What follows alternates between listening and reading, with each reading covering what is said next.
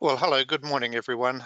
My name's Martin Chandler, and I work for a large water and wastewater agency in the Maryland suburbs outside of Washington, D.C. called WSSC Water.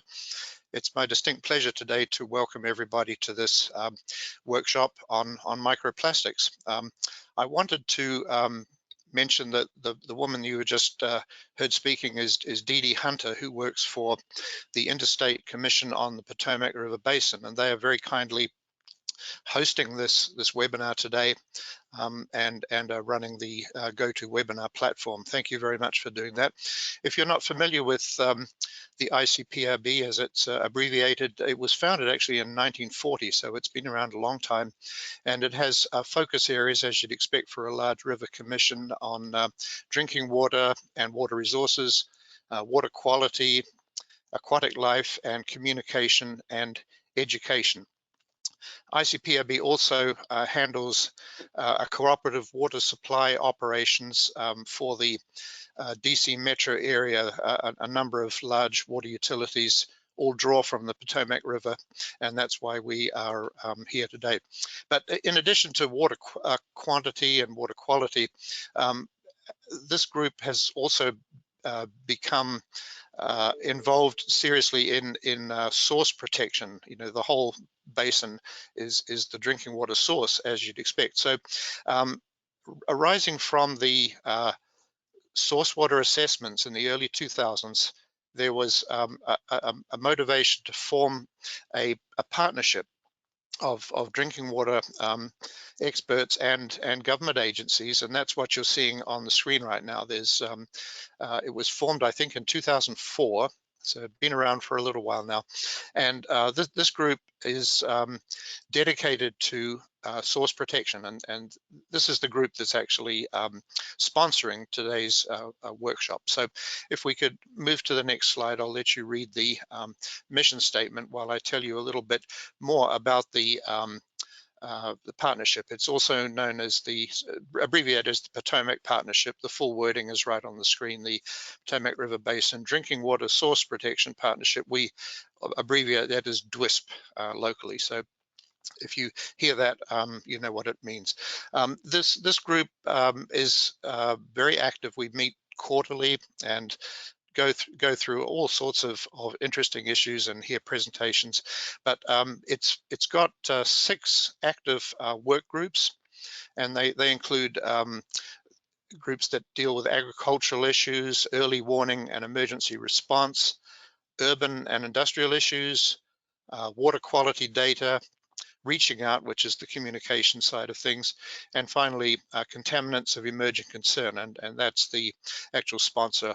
This work group is the sponsor. I'm the chair of that work group, and it's again very great pleasure to be here with you this morning.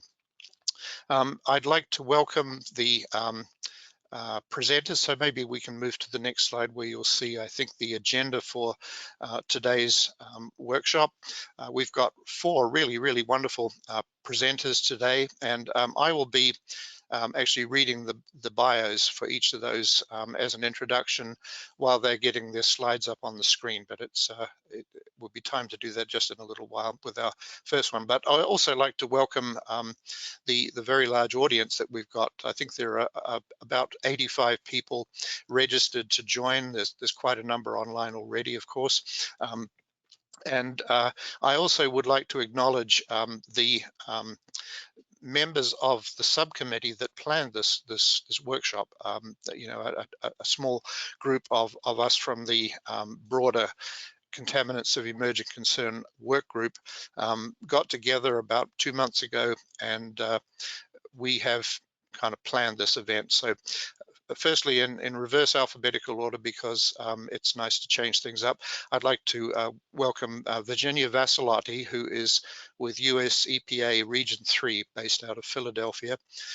She will actually be asking questions towards the end of the presentation, though. So each of us, there are 4 of us that are on this subcommittee. Hello, Virginia. And so each one of us is going to take turns moderating the question and answers to each of the presenters after their talks. So Virginia will be presenting questions to Kelly Summers near the end of the meeting. Dr. Bradley Schmitz from Loudon Water will be asking questions to Bob Andrews, who is the third from last. Hello, Brad. And then definitely not least, but last in this group, Dr. Christina Davis, who is also an employee at ICPRB, the Interstate Commission. Hello, Christina.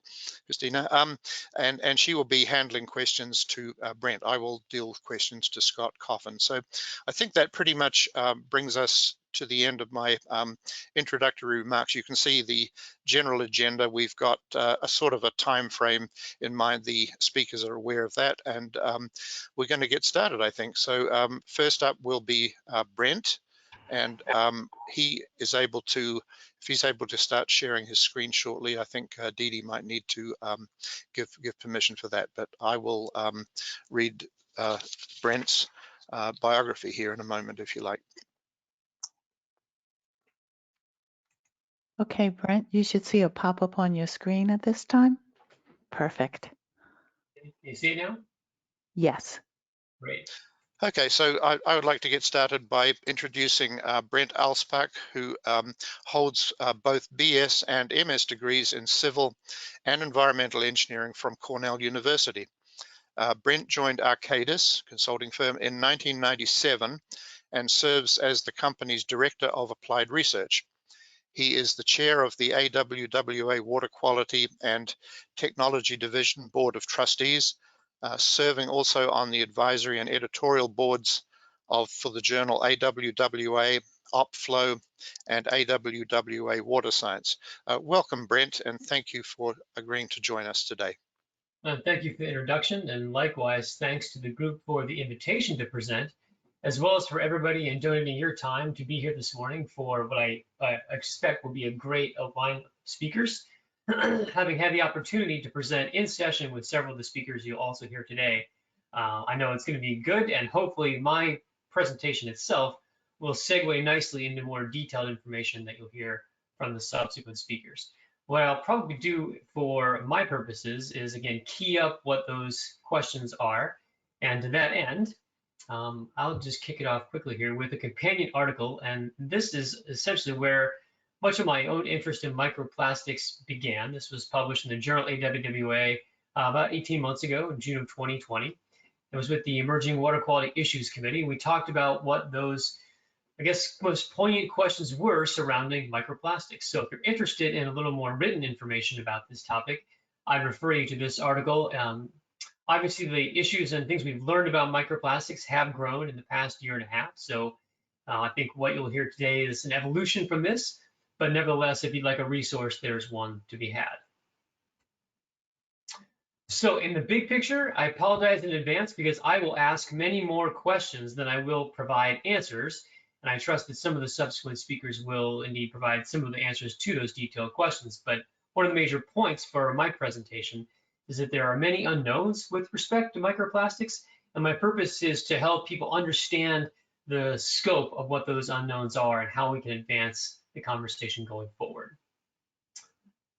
So to that end, the presentation objectives today are to create an awareness of what those critical questions are, to build institutional knowledge of microplastics as an issue in the drinking water field, and then to foster discussion of those issues, and in so doing, advance the discourse, building to a point at which we can try to answer some of these questions on an ongoing basis. And the primary objective, though, today is this point about institutional knowledge, because the need is imminent. We know that microplastics are existing in our water supplies and in the environment, and as such, we need to try to understand, are they an issue for us, and build that knowledge up. So I'll start with what appears to be a staggering number. And before I saw this, I can't recall a time when I had seen a legitimate scientific number in this context outside of, say, astronomy. But from this piece in The Guardian, this was a British newspaper, it indicated that there were 13.3 quadrillion plastic fibers released in 2019 alone. And this comes from a study conducted by the University of California, Santa Barbara for the Nature Conservancy. And at the time of this piece in the mainstream media, that study had not yet been published or peer-reviewed. So just a caveat on that. So just keep in mind too that this is 13.3 quadrillion plastic fibers alone, not particulates or other types of plastics. This is in 2019, so 1 year alone, and just in California alone. So if you multiply that by the number of geographic units you'd like to look at around the globe, many more years and different types of plastics, you can see obviously the number of plastic particulates in the environment is literally staggering. Now, even if this study is off by an order of magnitude or two, still the number of plastic particulates is very, very large in the environment. And this is one thing that I hope this drives home. The extent of microplastics occurrence is wide. So we know they are everywhere, including in our water supplies. I'm going to start with this question. If you're making this one of perhaps the only few definitive statements I can make about these contaminants, are these microplastics as shown here in the illustration? And the answer depends on who you ask. So for our purposes, I will define microplastics, or talk about that definition, if you will, in the sense that there is no precise scientific meaning behind the term quote unquote microplastics. In fact, we use the term micro in the descriptive or qualitative sense. If you're a scientist, we don't use micro in terms of rigorous SI units like milli or nano that define a certain size range based on those Greek prefixes, but instead just this general quality of being very small. And as such, microplastics definitions will be subjectively characterized and classified. So just to paint a little contrasting picture for what this means in terms of defining contaminant, most contaminants that we have in drinking water supplies or in the environment do not require a formal regulatory definition. I only say most to hedge my bets a little bit, because looking at both federal regulations and those in California, I couldn't identify any contaminants that were formally defined in the regulatory language. And by contrast, there are certain things, let's say hexavalent chromium. There is nothing in the rule language, if there was a standard for hexavalent chromium, to say, well, hexavalent chromium has a certain number of protons and neutrons with a certain atomic mass, and it's got electrons in these certain orbital shells. None of that exists because there's a common scientific understanding and consensus about what hexavalent chromium is. The same thing would be true for organics. For the example I've shown here, 1,4-dioxane, there is no language that describes what a ring structure for 1,4-dioxane would look like, where the two oxygen atoms are positioned in that ring. That does not occur. So a different paradigm. But you might ask, what about THMs, total trihalomethanes? This is a group of contaminants, but in this case, this is prescriptive, not descriptive. And by that, I mean the category TTHMs is defined in regulatory language, but it specifies which compounds are included in that definition.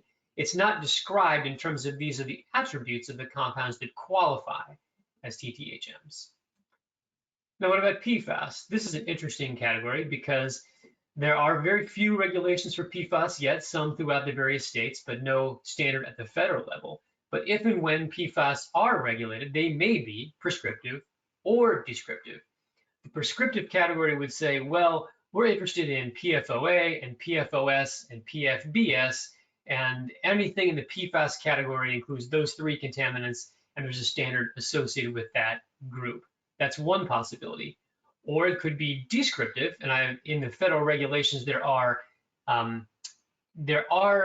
is language that describes what PFAS are for the purposes of, say, the toxic release inventory. And then it will say it's got this carbon chain with fluoride atoms at these particular nodes. Whether that would apply to a drinking water standard in terms of capturing PFAS as a class is a different issue. And if that were to happen, the PFAS has thousands of compounds, so the description would capture quite a big family. But all it is to say, currently there are no descriptive definitions of contaminants that are regulated for drinking water, and therefore microplastics definitions will be statutory in nature. And in fact, in California, where I am and where Dr. Coffin is, and he'll talk a lot more about this, we have adopted a formal definition, which I'll read. Microplastics in drinking water are defined as solid polymeric materials to which chemical additives or other substances may have been added, which are particulates which have at least 3 dimensions that are greater than 1 nanometer and less than 5,000 micrometers or 5 millimeters. Polymers that are derived in nature that have not been chemically modified other than by hydrolysis are excluded. And I'll parse a couple of points about this definition that are interesting for my presentation this morning. The note about solid polymeric materials is important because it explicitly excludes, therefore, liquid or soluble phase polymers, and that's important for a point I'll make in subsequent slides. Now, at the bottom end of the definition, greater than 1 nanometer, it's important to note that's well below our current ability to accurately and reliably detect microplastics with our current methods. And that said, that's not necessarily a bad thing because it takes some vision on the part of the state of California to understand we know that particulates that down to potentially 1 nanometer in size may be problematic. And so let's broaden the definition to understand what microplastics are, and then let the methods eventually catch up to that point where the definitions align. And then at the upper end of that boundary, 5,000 micrometers or 5 millimeters is readily visible with the naked eye, but all encompassing, the span of size in the California definition is 7 orders of magnitude almost. So a very expansive inclusion for microplastics particulates. For our purposes in this presentation, I'm going to informally define microplastics as simply plastic particulates that you can't see. So rather than what's shown in this illustration here, a visual representation would be something more like this, which is the output of Raman spectroscopy. So an illustration of what a quote unquote being able to see a microplastic particulate would look like. So what are the key issues with respect to microplastics? I'll hit 2 perhaps of the most important, which are occurrence and analytical methods, and spend most of the time here on the latter. And all of these points here for the critical considerations are areas of active research and development, and some of which I know Dr. Andrews will touch on as well. And these points under analytical methods essentially underpin almost every other significant question we'll ask about microplastics, because if we can't accurately detect them or find them in our supplies, then the other things we hope to understand really aren't that relevant. So the considerations shown here: sample contamination, obviously there's a vector for that from plastics in the ambient environment. The turnaround time, there are cases in which literally a sampler needs to count particulates manually in a microscopic sample, and that takes labor, which takes time. Can those samples be automated? And there's some active research going on in that area. And if that's the case, it will reduce that turnaround time and therefore make sampling and analysis for microplastics that much cheaper and faster. We're interested in the resolution of our analytical methods. So how little mass can we detect milligrams per liter? How few particulates can we capture in a method in terms of the number of particulates per unit volume? And then what's the smallest size of those particulates that we may be interested in? All those 3 questions are important in terms of resolving analytical methods. And of course, the methods have to be reliable, and they have to have appropriate QA/QC to make sure that the data can be believed in. And I'll hit this one point quickly on the sample contamination, because you can do a thought experiment. You may think about the clothes you're currently wearing and how many articles may be synthetic in nature. If they're not cotton or wool and some other natural fibers, chances are that your clothes are made of plastic. And if you're a sampler in the field or an analyst in the lab, you need to take precautions to ensure that the particulates, the plastic particulates on your clothing, don't contaminate your samples. And there's actually contamination from plastics in the atmosphere too. And so steps have to be taken both in the field and in the lab to control for that contamination and ensure that there isn't deposition of microplastics into our drinking water samples. So in terms of analytical methods, it's important to ask, well, what do we need or want to know about these particulates? For starters, we want to know the quantification or enumeration and the mass of those particulates that are present. So essentially, how many are there and how much of them are present. We're also interested in the morphology of those particulates. And you might well ask, why am I interested in the shape of these plastic particulates? And there are several good reasons. The first is that it can tell us something about the origin of those particulates, even at the microscopic level. Although the macroscopic illustration shown here, you can see in the first picture, if the origin of those microplastics is litter, then the shape is likely to be more jagged and irregular, and therefore you might be able to characterize where those plastic particulates came from. If the origin is more industry or manufacturing, chances are that the particulates are more uniform in nature, like spheres, which are often used as makeup material to literally manufacture other types of plastic components that we use every day. And then if the shape is more textiles, or fibers rather, then we know those fibers probably came from textiles. Generally speaking, those can be said to come from the clothes that we wash. They'd come from the dryer or the washer and then out into our wastewater that then infiltrate to water supplies. So you can see that having an understanding of what these plastics literally look like can be an important piece of information to help control that contamination further upstream. And then we might be interested in the mechanism of formation as well. And so we can break down how these contaminants break down. That may happen by mechanical means like abrasion. It could happen by the chemical matrix in which the plastics are contained. It could be biologically mediated, where the pathogens, the bugs rather, in the water quality matrix will sort of cleave the polymer bonds and they'll make smaller polymers from larger polymer chains. And then UV light from the sun can also break down plastic particulates as well. And again, the shape and what we can glean about that can tell us something about how we got smaller plastic particulates from larger plastic particulates. We're also interested in the size characterization of those plastic particulates in our drinking water supplies. And the illustration shown here indicates two different types of particle size distributions from two different studies conducted in the literature. And I'm going to make this point again a little later on in the presentation, but for now, just understand that you can tell by the size of the particulates that these researchers looked at can influence the distribution that they observe in the course of their study.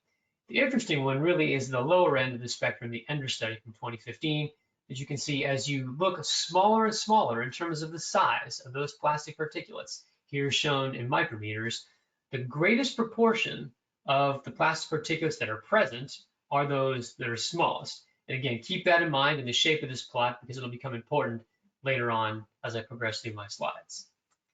And we might also be interested in the polymer type as well, and just by way of illustration, you can see the different types of plastics that we recycle.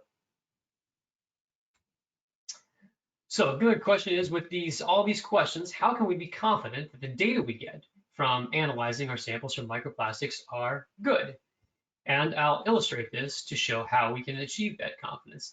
And part of that is to help understand what studies and literature show or sometimes do not show or tell us.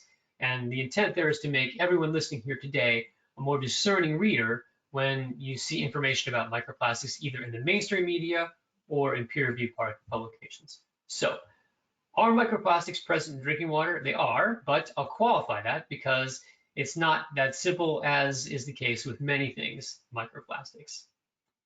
In this example, think about 3 different treated water supplies called 1, 2, and 3 here.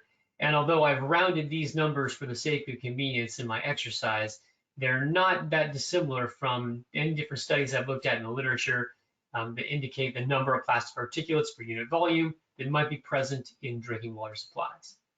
So it's important to ask the question, is this an equitable comparison? In other words, are these data apples to apples? And it's really not, again, quite that simple, because let's suppose that in supply number 3, which has the largest number of plastic particulates per liter, the researchers had a better analytical technique, and they were able to see, so to speak, particulates that were much smaller than in size, and therefore detect more microplastics than perhaps the other 2 research groups were able to do. So it's an apple, but is it the same kind of apple, so to speak? And then maybe comparing supplies 1 and 2 in these different studies. Again, keep in mind these are treated water supplies for this thought experiment. So perhaps for the water supply analyzed for 1, the treatment processes were much more robust for removing microplastics, and that could potentially explain the difference between supplies 1 and 2. So again, the illustration here just goes to show you when you see data reported in the literature for occurrence of microplastics, it's important to ask those questions that are a little more detailed to understand if you're really looking at the same thing, and therefore if the studies can be compared. But certainly the number of particulates per unit volume is not the only thing that we're interested in. There's many more pieces of important qualifying information. So for example, the mass of those particulates, the water quality matrix, things like the pH that could influence the treatment efficacy or the number of plastic particulates that may be present. We're interested in the method. And there are many important questions wrapped up in the method, as I'm sure you can appreciate from our previous discussion. So what sizes were those methods able to examine? What were the detection limits for microplastics in that method? Again, thinking about both mass and number of particulates, as well as literally the size of the particulate we're able to detect. What sampling protocol was used, and was it sufficient to protect the sample process from contamination? And then were there appropriate QA/QC measures to protect the integrity of those data collected? And then, as I mentioned in comparing supplies 1 and 2, for example, what treatment processes were used in upstream that then resulted in these numbers of plastic particulates being generated downstream? That's an important question as well. So segueing into a little bit more conversation about the removal of microplastics, can that be accomplished with our treatment processes in water treatment plants? And that answer is yes, but again, like all things microplastics, it's a qualified yes. Now, of course, our current treatment processes that we commonly use are very effective for removing what I'll characterize as conventional particulates, things like silt or inorganic silica. But how comparable are microplastic particulates to these sort of conventional particulates around which our conventional processes are optimized? Are they similar in terms of size? What about the density of those particulates relative to naturally occurring silt? The morphology, that can make a difference, and the surface charge of microplastics relative to natural particulates as well. All of these attributes of microplastics relative to our conventional particulates affect treatment efficacy for not just the coagulation process, but also flocculation and settling and filtration. So it's important to try to understand, which we don't, I think, fully have a grasp of yet, how comparable are microplastics for the removal of these particulates. So another example here I'll show. This report comes from a study in the United Kingdom. It was prepared by the Drinking Water Inspectorate, which is their regulatory agency for drinking water. And just a couple of important highlights from this study, including the concentrations of microplastics that they reported in potable water supplies were very low. And as a result, their water treatment removal efficacy reported as 99.99% or greater. And we all know that's 4-log reduction, so pretty robust as it's reported in this study. And the size distribution that they found in their results suggests greater numbers of smaller microplastic particulates, again, reminiscent of the Ender study we saw in that blue distribution from the previous slide. And in quoting one line from this report, in theory, microplastics have no lower limit in size, which I guess the data we've seen would support. And to the credit of the preparers of this report, they did note its own limitations, which is important for scientific integrity. They noted the method resolution was only as low as 25 microns, so particulates smaller than that, they would not have been able to reliably detect, if at all. And again, numbers of smaller particulates for that reason is likely underestimated. So they acknowledge the fact it's likely there are many more smaller particulates than they were able to find with their methods. And as a result, better methods and protocols are needed specifically for capturing those smaller particulates. And again, they quote here, whilst this ultra small particle fraction may be numerous, its contribution to the total mass of particulates is likely to be trivial. And that's true. You can imagine if I'm talking about the mass of one sort of nanoscale particulate in terms of the concentration in milligrams per liter versus the number of particulates that are several orders of magnitude larger, the contribution of that nanoscale particulate is much less to the mass. Of course, that makes sense. But total mass is not the only issue, and perhaps I would argue not even the most important issue, because size does matter for microplastics. That particle size influences the residence time of the particulates in the human body. It influences the intrinsic toxicology of the particulates, the secondary contaminant toxicology, which is contaminants that soar onto the surface of the microplastics, and the treatment efficacy. Larger particulates are more effectively removed than smaller ones. Now, I'm going to go through this toxicology point, the secondary contaminant toxicology, in a little more depth, just to illustrate the significant influence that the size has on the potential for sorption of secondary contaminants. So in the table shown here, first, key on the cell shown in blue, and everything else flows from that. So I've got one particle in that top row with a diameter of 1,000 microns. And then in the far left column, it shows you what the volume of that one particle is in an obscure unit of cubic micrometers, but for our purposes, it's convenient. So that volume is something along the lines of 500 million cubic microns. Then going over to the right side of the column, that has a total surface area, that one particle, of just over 3 million square microns. And then in the far right column, I've normalized all the subsequent surface area calculations or surface area numbers to that first top row. Then let's progress down to the second row. So instead of having one particulate, now I've broken that down into 10 uniform particulates that have the same total volume. In this case, those 10 particulates of uniform size each have a particle diameter of 500 microns, so a little less than half of that which was shown in the first line. And then you see the total surface area there has increased by a factor of over 2. Then down the line, what if that same volume consisted of 100 uniform microplastics, and the particle diameter is down to just 215 microns with a surface area over 4 times larger than the case when there was just one encompassing that same volume. And then you progress down the list. If I had 1,000 particulates, 10,000, 100,000, 1 billion, or 1 quintillion particles, which would be the case if I had the same volume of microplastic material consisting of particulates that were 1 nanometer in size, which is the smallest end of the definition that California has adopted. In that case, for the same volume, the surface area is 1 million times larger than that for the case when there's only one particulate. So you can see that the potential for sorption of secondary contaminants is much, much larger when we look at smaller particulates that may be present in our drinking water supplies. And then just to underscore that magnification all the way up to potentially 1 million times greater for the smallest particulate shown. And then a little bit about treatment efficacy, because I'm going to segue a bit into an example study that illustrates some of the issues associated with that and what's reported in the literature.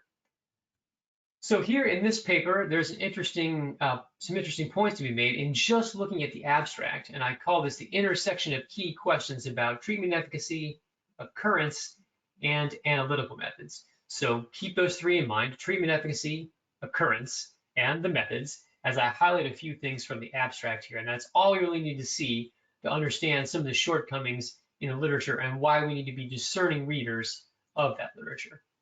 So can treatment processes remove microplastics? In this wastewater treatment example, what I show in the highlighted selection here is that the influent contained on average about 15 microplastics per liter, and that was reduced to about 0.25. And so they note in this study that's a decrease of over 98%, which is pretty robust. So acknowledge that's good. But the second question is, what's the potential contribution of microplastics in treated wastewater supplies that then could go downstream into our drinking water sources? And that question is addressed in the highlight in blue. It goes on to say, despite this large reduction of over 98%, we calculate that this plant is releasing 65 million microplastics into receiving water every day. So it's a very substantial amount looked at through that lens. On the other hand, if you think about this treatment plant as a thought experiment, being the 6.5 million gallon per day wastewater facility, that would be only 10 microplastic particulates per gallon of water released. Is that significant? I guess that's debatable, and those are questions really which we don't have answers to yet. But it's important to understand the context. 65 million, yes, is a lot, but when you break it down a little bit, perhaps it's not as much. It's an interesting question to consider. But then the third important question here is, what's the analytical method resolution for particulate size? And unfortunately, in this case, the study doesn't indicate the resolution of its method. And because of that omission, it undermines the potential of all the other data shown here to be legitimate. Now, this isn't to cast aspersions on the data that they collected as they're able to assess it. But what if, let's say, the resolution was relatively high, let's say the 25 microns that was used in the UK study? Potentially, maybe there are many, many more smaller particulates that perhaps we observed from the size distribution in the Ender study shown in the previous slide. And if there are many more larger particulates present, are those small particulates rejected by this treatment process? And would that 98% rejection still be robust? And would that number released into the environment not be 65 million, but 650 million if that distribution continues along the same trajectory that potentially we saw for the smallest particulates? So again, just to understand that it's important to ask these questions, because particularly for analytical methods, the resolution is a very important piece of information. It helps us to understand and to put into context the data and what they show and what they might not show. So I asked the question, can we remove microplastics? But what about our treatment processes actually contributing microplastics? Think about our conventional treatment processes and the components, things like filter underdrains, or tube and plate settlers for enhanced sedimentation, or the polymer that we add. And remember, back to the California definition, it included solid polymeric materials. That's an important inclusion in the definition because we actively add liquid phase plastic particulates or plastic material into our water in the treatment process for beneficial purposes. And we want to make sure that that's not characterized as somehow an adverse contaminant. And think about advanced treatment processes as well. Ion exchange and activated carbon vessels are often comprised of plastic materials. Micro and ultrafiltration materials, they're polymeric membranes and they're encased in polymeric shells as well. And then nanofiltration and reverse osmosis, everything from the membrane material itself, that polyamide, to the elements in which that polyamide material is wound into a spiral shape, and then the pressure vessels that contain the elements. All those components are plastic at their core.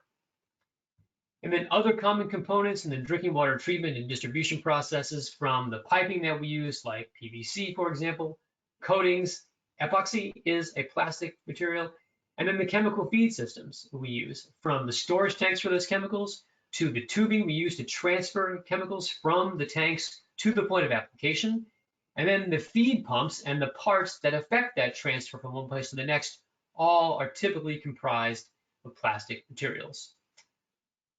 So one important point I want to make is that all materials, even things that are certified like NSF 61 or 60, can exhibit leaching or particle shedding in water. But the questions are to ask how much or how fast does that leaching occur?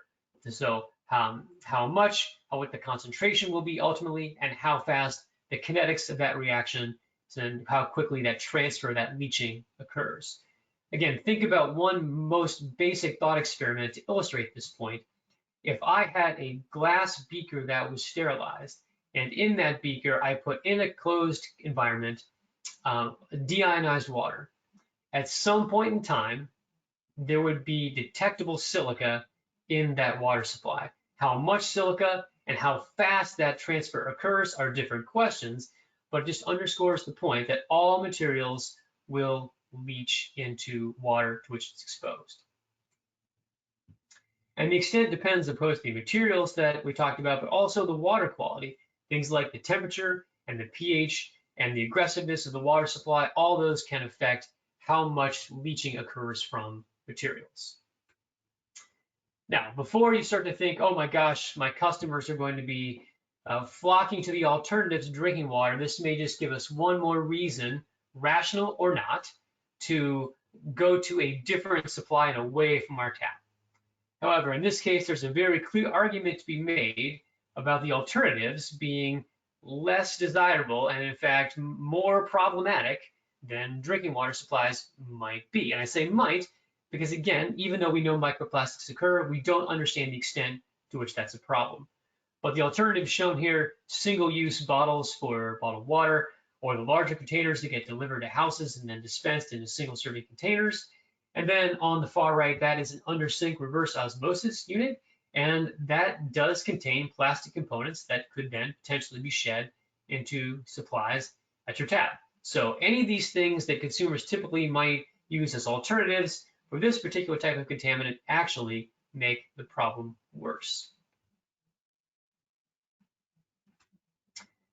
Now, what about toxicity? We know that these plastics occur, but are they problematic? And unfortunately, this at this point is poorly understood, and it's potentially very complicated because toxicity varies with respect to the size of the particulates, the type of polymer material that those particulates are comprised of, the residence time of those particulates in the human body, and therefore the opportunity to affect potential harm, and then the sorption of secondary contaminants that we talked about.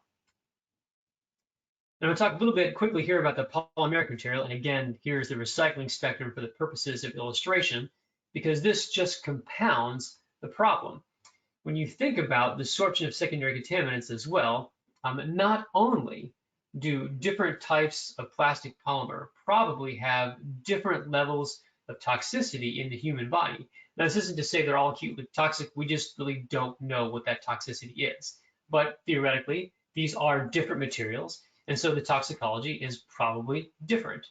But not only that toxicity or toxicology of the materials itself, but also each of these different types of materials has a different propensity to sorb each different contaminant that might be present in the environment that then potentially might wind up in drinking water supplies. And you can start to see between the numbers of different polymer material types and the wide array of contaminants that might be present in the environment, the toxicity, that variability just proliferates very rapidly. Now, I'll point out again, hitting this issue about size, and what I've shown in this illustration is the header from an article in what I think of as an obscure journal, Advanced Drug Delivery Reviews from 20 years ago in 2001. But the important point I want to cull from this study is that inert particulates they show less than 150 microns can pass into the mammalian gut.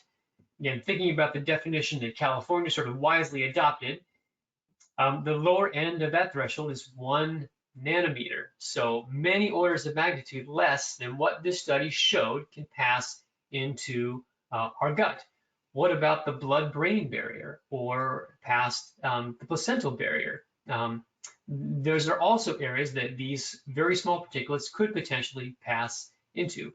But for the sake of illustration, not only do we suspect or know in this case that these particulates can pass into those places, there are cases when we actively engineer, say, a plastic type casing around a drug to deliver it to those places in the human body we want it to go. For example, in the brain, in particular organs. We want to make sure that drug gets there, and we engineer a process to do it.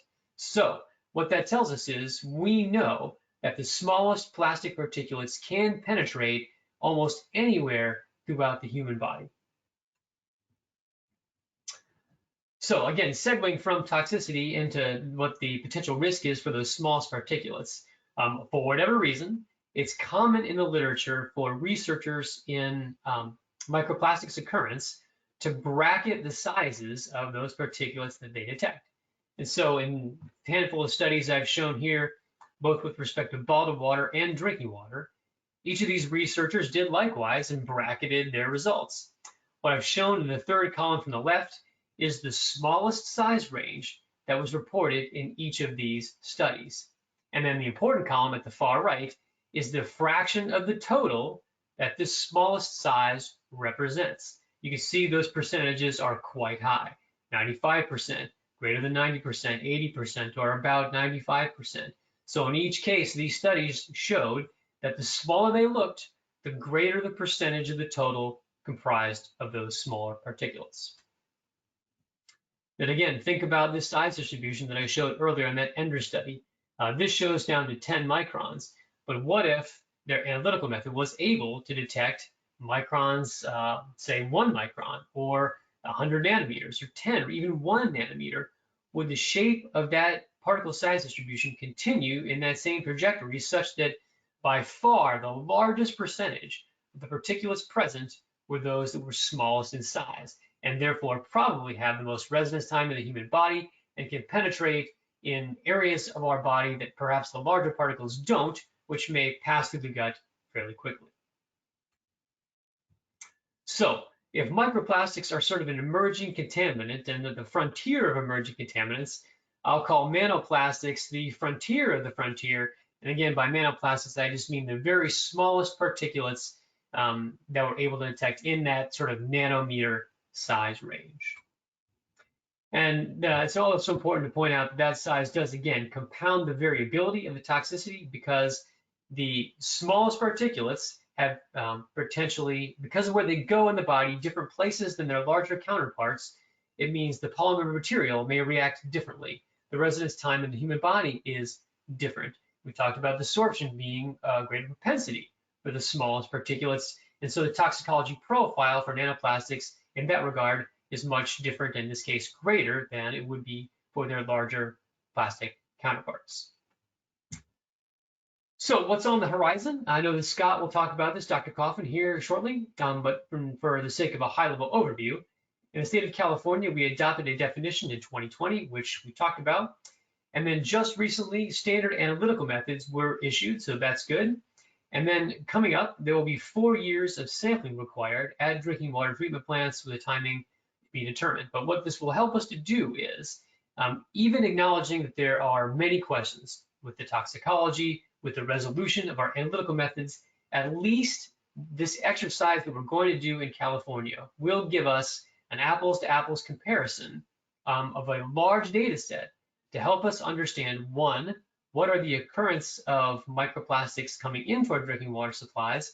Two, what the removal efficacy can be for those particulates for an array of treatment processes. And potentially, three, is there any potential for plastic components in the treatment and distribution processes to shed microplastics into drinking water supplies? Again, this is important because it will give us a broadly comparable apples to apples case study array, again, acknowledging even if there are shortcomings of the data, that comparison, that directly applicable comparison, will be important for our understanding. Ongoing research needs with respect to microplastics. Again, I talked about the occurrence and analytical methods, but not just those. The treatment efficacy, we need to continue to understand better that potential for particle shedding, and if it's important, perhaps even if it occurs, it's not important at all. We just don't understand that quite yet. And then the toxicology.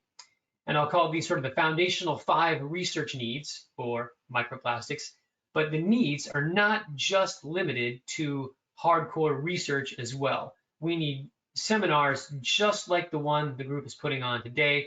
So I appreciate the fact that they're having the foresight to convene a session like this, because we need more connections. We need more conversation about microplastics as a topic, more coordination among our efforts to try to understand the occurrence and the methods, and then collaboration. And hopefully those collaborations will help us to get to the important answers to the questions that we asked today, to understand, yes, we know they occur, but are microplastics really a challenge for us in drinking water? And with that, if I have a little bit of time, I'm happy to discuss or take some questions. And my contact information is there if anyone has questions that you'd rather talk about offline or that you think about later. I'm always happy to have a conversation about this topic. So.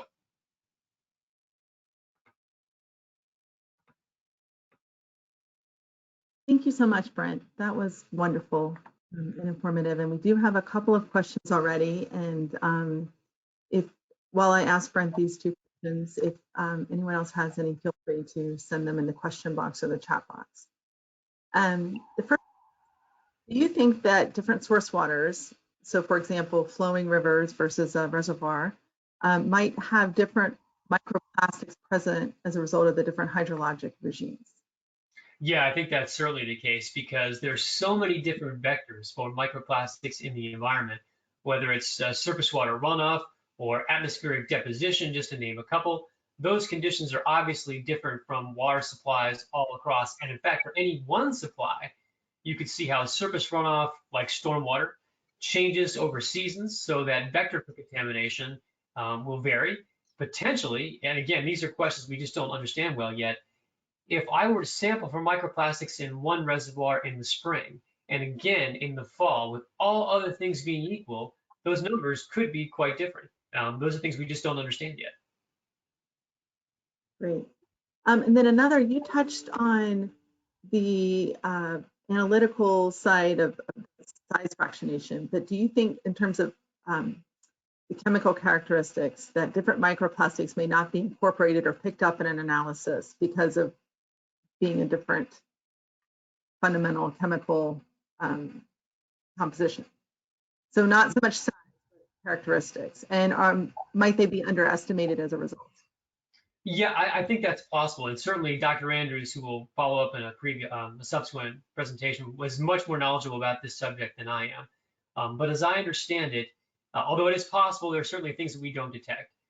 The range of analytical methods is fairly robust for detecting the signals from different types of polymers. So if you're willing to invest the money in a sophisticated method, I think, let's say, all those recycling materials that we showed in the illustrations, those probably could be detected reliably. Now, I can't say for certain there aren't other types of plastics that are more, I guess, obscure that we might be interested in that may not be detected. But I tend to think in terms of capturing a range, we're pretty good. And maybe when Dr. Andrews gives his talk, he can comment on that either in the context of his presentation or in the Q&A, because I'm sure he has a much more insightful answer than I would. Great.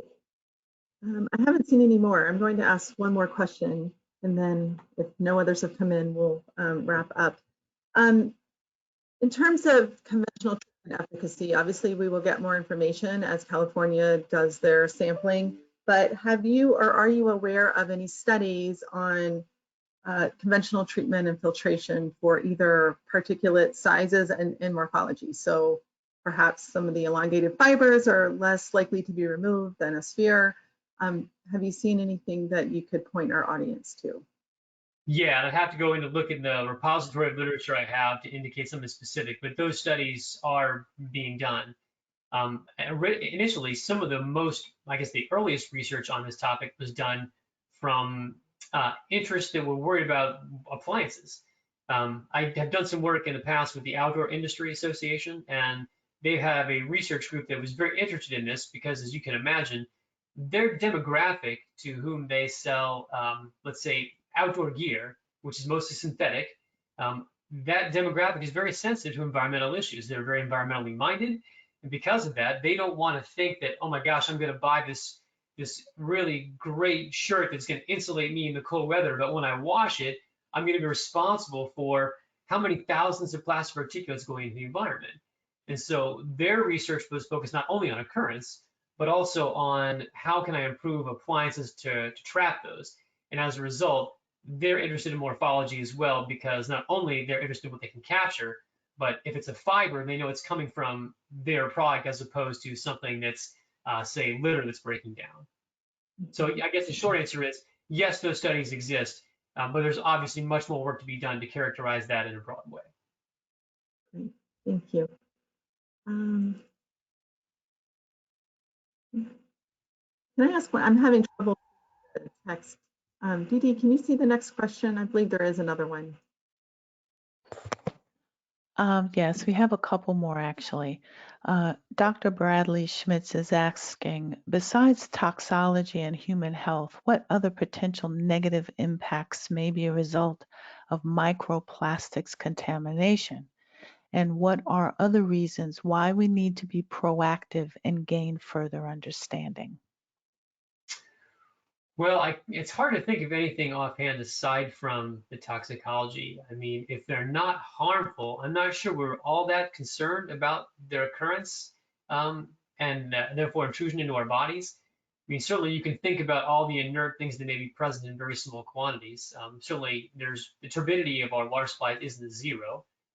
There's maybe silica present as well, and that's not harmful for us as far as we know. So as far as the importance beyond toxicology, the only thing I can think of that comes to mind is the consumer aspect of the issue. So there are people who are going to think that I don't care what your study says. If I've got 10 microplastics per unit volume in my water supply, which is disclosed in my consumer confidence report, I'm not comfortable with that. And if I'm not comfortable with that, then I'm going to make an issue of it for potentially my water provider. And I'm going to call you up with complaints, or I'm going to go to the media and stir up the hornet's nest. And I think that is an important aspect that needs to be addressed going forward as well, because as we all know, there's what the science says, and there's what people want to or are willing to believe. And there will be a certain demographic that no matter what you tell them, they don't want plastics in their water supply. And I think that's something that we as an industry are going to have to contend with. Okay, Brent, and we have one more question from Jessica Edwards Brandt. She's asking, has there been any research into biofiltration or creation of a biological environment that could facilitate the breakdown of the microplastics? You know, that's an interesting question, and I am not aware that that has been the case. Now, if there, it's a great question to ask, and that could be true. It's also equally important to potentially understand if there is a phenomenon that does that, is it also potentially working in an adverse way? So let's say I've got a microplastic particulate that enters the biofilter, and if it's possible that microbial community transforms plastics, it's also possible it takes larger plastics and makes them smaller plastics. And if I go from a plastic particulate array that's more like 10 micrometers to 100 nanometers, maybe I make the problem worse. And again, I should strongly caveat that, but I don't know if that's the case. But certainly either of those is possible. And I think those are both important questions that we need to try to address, among many others, obviously, in the long run. Okay, Brent, I don't see any more questions pop up. Thank you very much. And we all appreciated your presentation. Thank you, Good. Brent.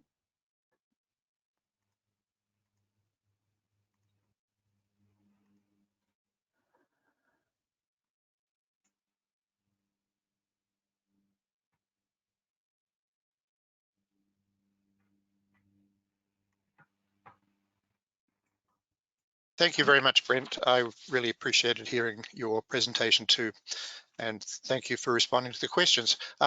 Coming up next is Dr. Scott Coffin, and while his presentation is being loaded on the shared screen, I will read you a brief bio about Scott. Dr. Scott Coffin serves as a research scientist at the California State Water Resources Control Board, where he is developing drinking water regulations for microplastics and other contaminants, and advising on the development of management strategies for microplastics in the marine environment. Dr. Coffin's PhD is in environmental toxicology, and his dissertation focused on characterizing risks of plastic leachates to aquatic organisms. So it looks like Scott's presentation is up on the screen. I will stop talking and let him take it away. Thank you.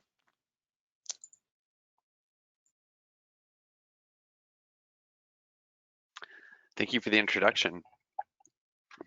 Alrighty, so I'm going to jump right in. Brent really saved me a lot of trouble in laying the groundwork, so I don't have to go into so much detail and background. I get to focus more on some details. I was really excited about that. So I want to first bring your attention to two pieces of legislation that California has been handed in 2018 that is really driving a lot of the research happening on microplastics in the United States. The first is Senate Bill 1263, which focuses on the marine environment, and it requires the State Water Resources Control Board, where I work, to collaborate with the Ocean Protection Council, another agency in California here, to initiate a statewide microplastic strategy by the end of this year. And included in that is the plan to develop a risk assessment framework, get some standardized methods for monitoring, establish baseline occurrence data in the marine environment, investigate sources and pathways, and recommend source reduction strategies back to the legislature, all by 2026. So in addition to thinking about the marine environment, we also have a mandate to focus on drinking water, as Brent mentioned.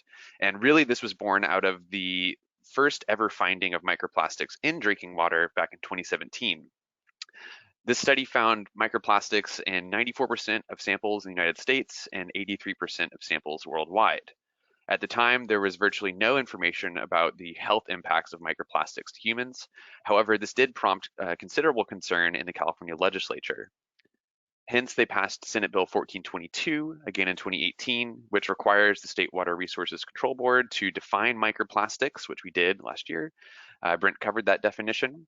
And then by July 1st of this year, we're required to adopt a standardized method for monitoring, a plan for 4 years of testing and analysis, consider adopting a health-based guidance level to aid consumers in interpreting what microplastics in their drinking water means, and provide accreditation for laboratories. So obviously July 1st has come and gone. We did not meet that statutory deadline due mostly to COVID, but also it's just a fairly tight deadline to meet in the first place, but I can let you know that we are on track to adopt these by early next year. So let's circle back to the definition really quick. I think Brent did a great job in describing it, but I just want to reiterate how complex this contaminant suite is, and defining it with a simple set of words is no trivial task. So in addition to all the different sizes that we have in the environment, we also have many different shapes, colors, and polymer types, as well as adsorbed contaminants and many other factors. So although we've been studying microplastics since 1961, and has been the term microplastics has only been around since the early 2000s, and its definition has really been sort of loose over the years. In the past few years, there has been a growing consensus on what we consider to be microplastics. And at this point, it seems just about everybody that is using the term is discussing things that are smaller than 5 millimeters or 5,000 micrometers. So as Brent mentioned, this definition goes from 1 nanometer all the way up to 5,000 micrometers. I'm not going to repeat it as Brent already mentioned it. But what I will say is that this definition includes, it's very broad. It includes all of the plastics that have those chasing arrows on the bottom of them. Doesn't mean that they're recyclable. It just means that it is an identifiable polymer. And so, 1 through 7, anything that has that number is going to be included. And of course, some additional plastics, synthetic rubber and tires, fibers, silicones, bio-based and biodegradable polymers, and cellulose acetate, which is the most commonly found type of plastic on beaches, cigarette butt filters. These are all included in the state's definition. And I bring these up in particular because a lot of other definitions actually explicitly exclude a lot of these things. For instance, the ASTM definition cuts out synthetic fibers and synthetic rubber from their definition of microplastic.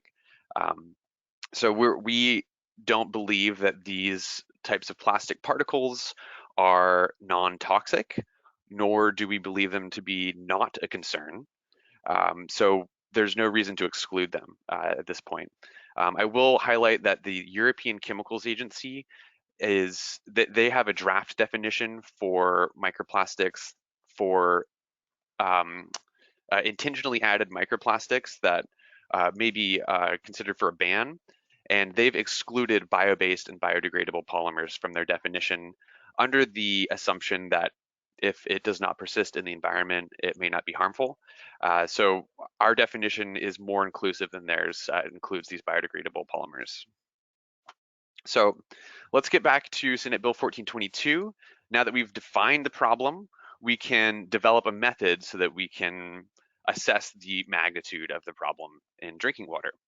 So the first step to assessing a problem is getting a standardized method so that you can compare apples to apples.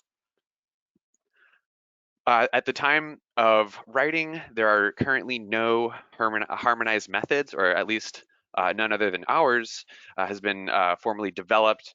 And so we had to develop a standardized method for monitoring microplastics. We did this for drinking water, but we're also working on this for additional matrices, including ocean water or high turbidity water, fish tissue, and sediment. We had over 40 laboratories from 6 different countries participate in our method development study. Most of these laboratories used a identical standard operating protocol, and we sent them blind samples that they then quantified using the standard operating protocol and then reported back their results. So we tested out 5 unique methods, including everything from visual microscopy, sort of like the cheapest possible way you could do it, to more elaborate techniques that are more common, like Ftir spectroscopy and Raman spectroscopy. We also had just a few labs that use pyrolysis GCMS. So the general laboratory process, we made some blind samples that contained a distribution of both microplastics of different sizes, shapes, and polymers, but also some false positives, particles that look like microplastics under a microscope.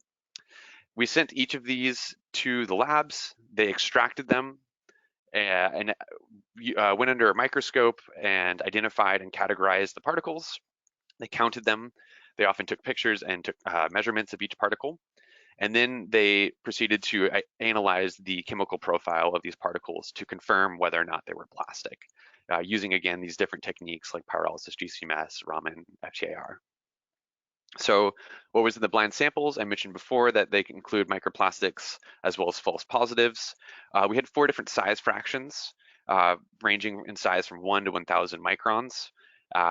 These different size fractions were really based on the understanding that certain techniques or certain labs would just not be able to, or have different efficacies for these different fractions. So for instance, the 1 to 20 micron fraction turns out to be the most difficult to analyze, whereas most labs were able to at least get the 212 to 500 micron fraction, with many labs being able to get the 20 to 212. We had 4 shapes: pellets, fragments, spheres, and fibers. And again, false positives like sand, shell fragments, cotton, cellulose, animal fur. So looking at the data from the laboratories as a whole, just looking overall, you can see the percent recovery on the log scale on the y-axis. And we've got some different plots shown here. So overall, just looking at everything, the total particles, you can see we have an average recovery well below 50%. And when you break that down by size, and then the next plot, you can see size really matters. So for the 1 to 20 micron fraction, few laboratories were able to achieve anywhere near 100% recovery. And we believe that a lot of these labs, the 4 labs that were able to provide data, they reported that they were not counting each and every particle because there's just so many of them. For the other size fractions, we're much closer to a 100% recovery.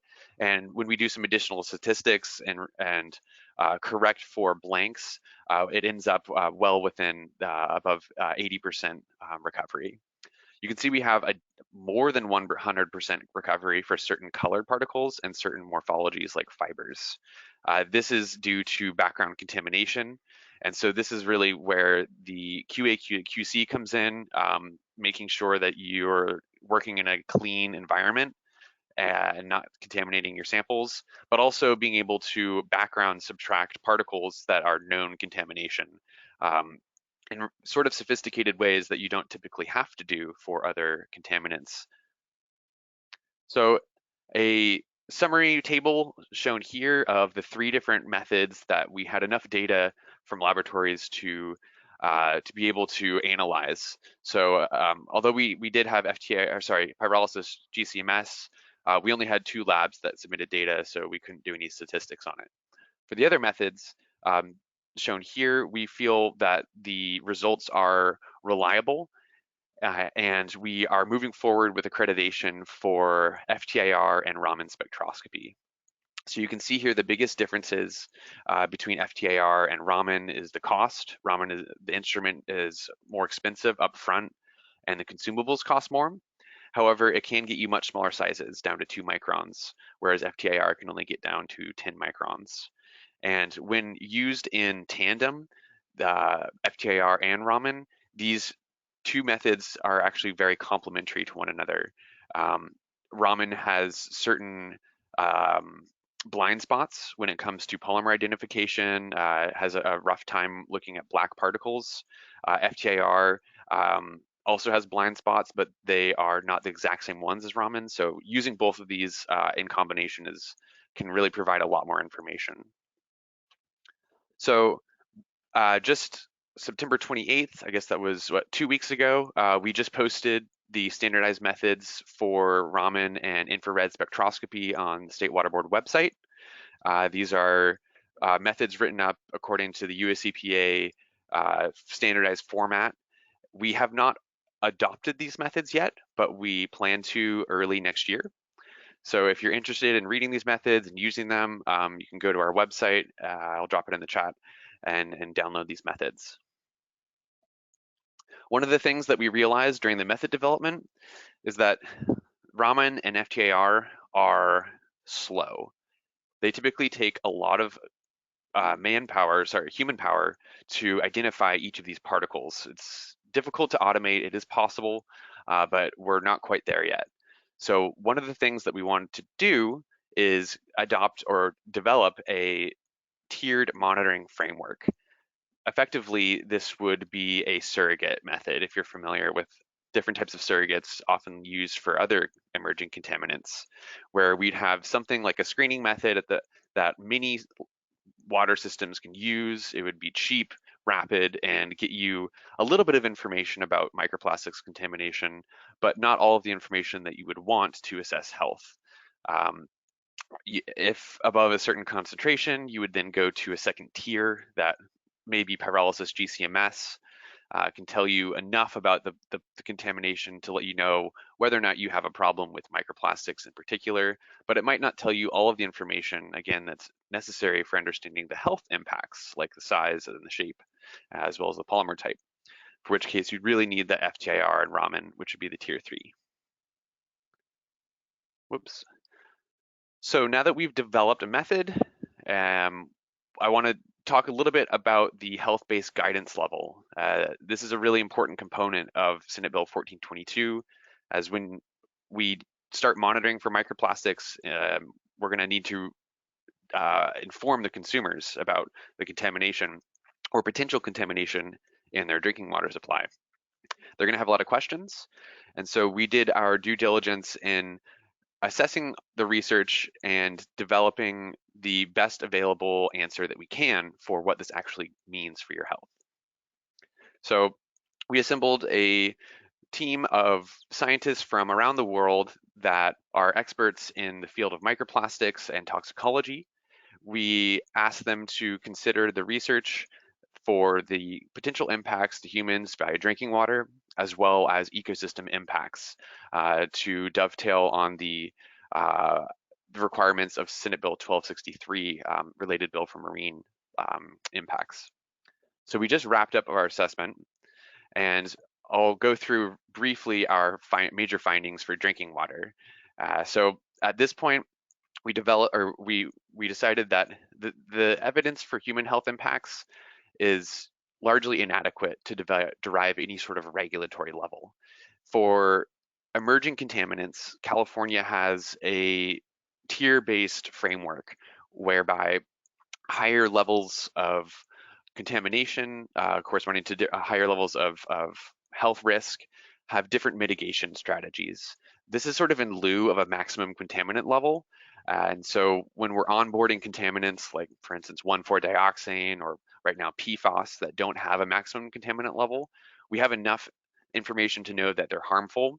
And we have a pretty good idea about what quantity, but we don't have the full regulation fleshed out for them yet. So we want to be able to get a handle on these contaminants. So we have what's called a notification level, whereby if this is exceeded, then additional actions are required by the water system, like additional monitoring and public notifications may be issued.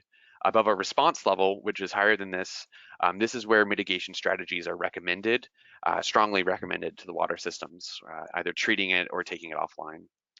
And right now, for microplastics, the information about the health risks are just so scant that we don't recommend any of these levels be recommended right now. And we are only recommending a non-regulatory screening level.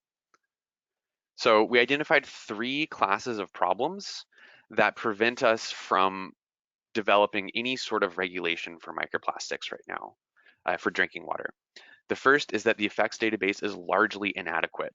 Most of the studies that we found had generally poor particle characterization using limited shapes, polymers, and sizes, and they only tested very few endpoints in the animals that they exposed them to.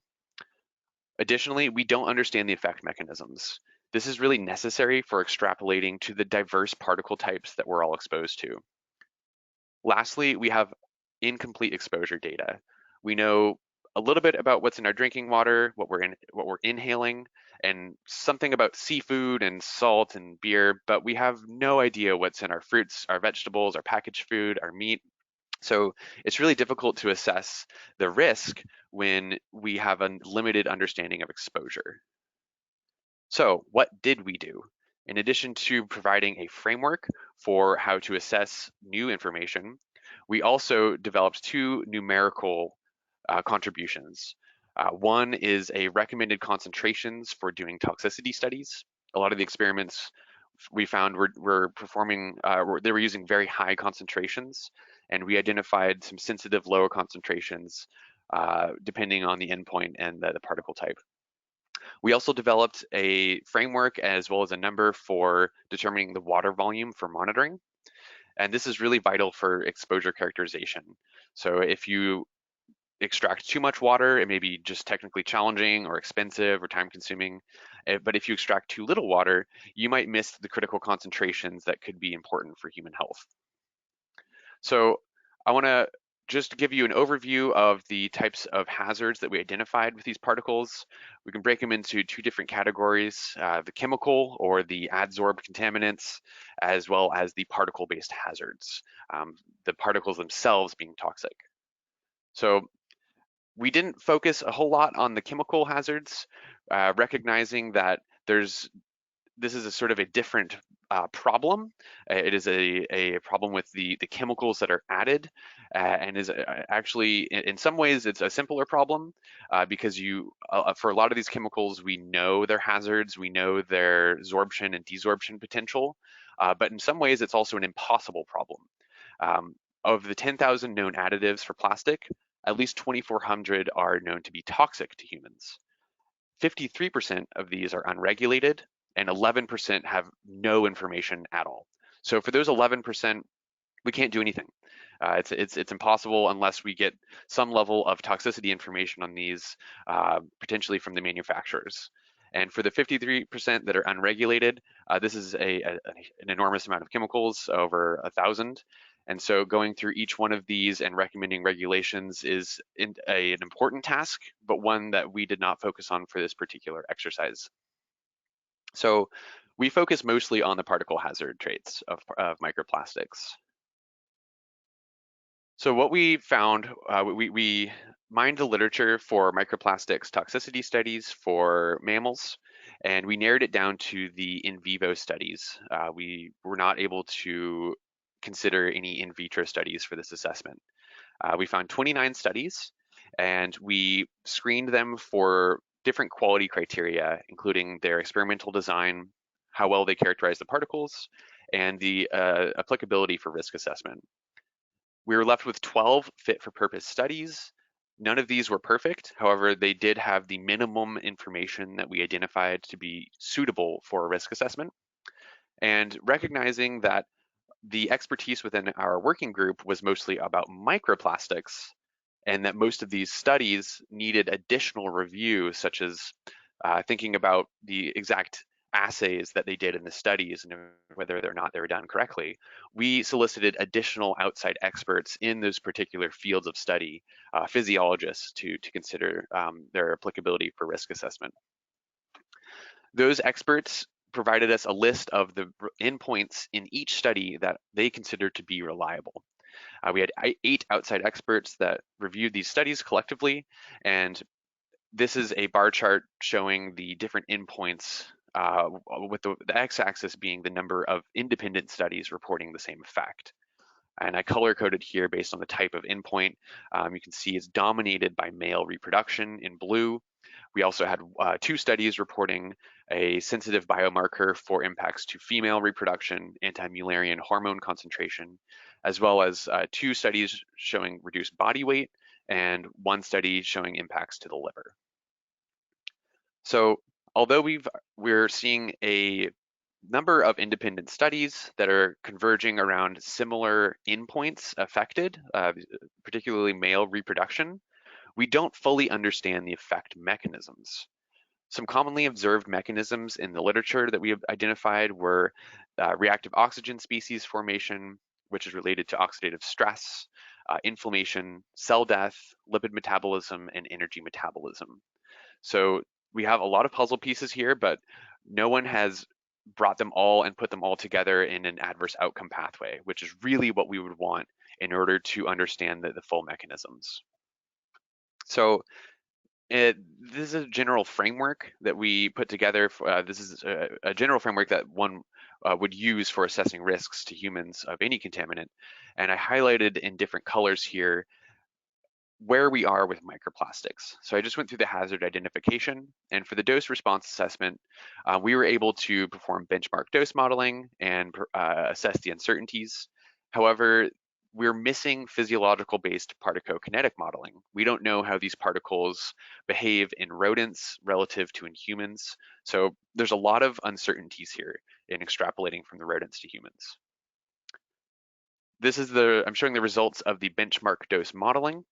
So for each of the reliable endpoints, we performed benchmark dose modeling using the EPA method, and we identified the most sensitive endpoints for these different from these different studies. You can see here that the most sensitive endpoint is a reduction in anti-Mullerian hormone concentration, which again is a sensitive biomarker for female reproduction. The next most sensitive endpoint was for sperm deformity, increased sperm deformity, quite low concentrations. And you can see here, the modeling shows that a lot of these impacts that are happening for male reproduction are happening at fairly similar concentrations, which reinforces our confidence that there is some effect happening, at least with the particles used in these studies.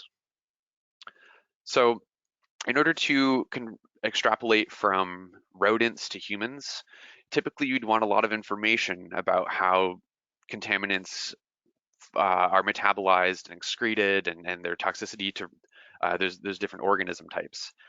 In this case, we have none of that information, so we have to take precautionary uncertainty adjustments that are sort of default within our agency.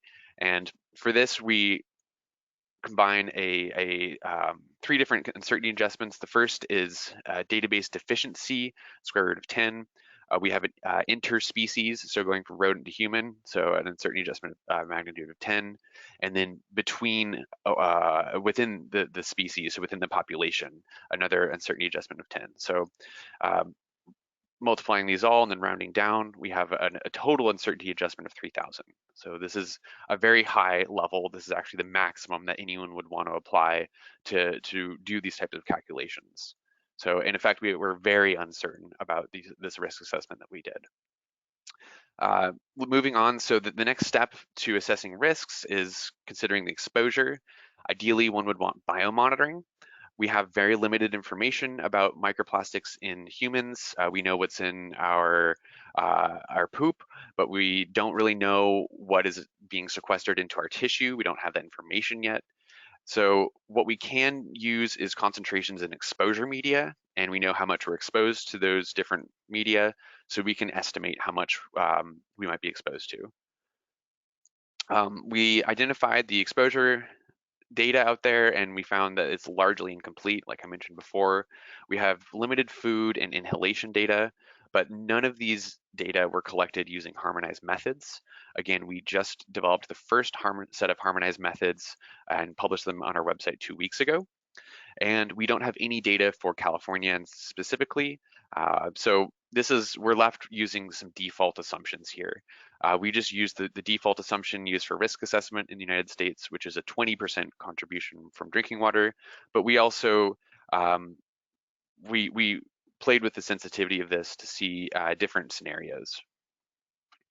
So the last step is the risk characterization, aligning the data, which is a specific thing that we are forced to do for microplastics, and I'll explain why in a second. So the environmental microplastics that we're exposed to are extremely diverse. Shapes, sizes, polymers, adsorbed contaminants, particle charges, degradation. This contaminant suite that we're exposed to is likely to never be replicable in a laboratory environment. As hard as we try, there will always be unique things that we're exposed to on a daily basis that we'll never be able to replicate. So a lot of laboratory studies use what they can get their hands on. And right now, a lot of these lab studies for human health are using polystyrene spheres of a very particular size. And clearly, this is not the same as what we're exposed to. So what to do about this? One of the approaches that has recently been formulated is to use probability distributions. As Brent showed before, we understand that as you get smaller, you get more particles. This holds well into the nano region, and we also understand that the shape and the density of microplastics we're exposed to follow predictable probability distributions that are dependent on the compartment. So drinking water, sediment, marine water, they're all going to have different distributions that are predictable. So I mentioned before, we can predict down into the nano range. 2021, this is a recent publication showing this power law. So this is now on the log axis. As you get smaller, you get exponentially more particles down below below 1 micron. So what we did to extrapolate from the most conservative or the most sensitive endpoint, which was for anti-Mullerian hormone concentrations. This was from 500 nanometer polystyrene spheres in rodents. We extrapolated this to the distribution of microplastics that we're exposed to with some additional assumptions baked in. We did not extrapolate to sizes larger than 10 microns because we don't expect us to be exposed, or for the greater than 10 micron particles to translocate through our tissue. And so this left us with a reference dose of 0.025 milligrams per kilogram day.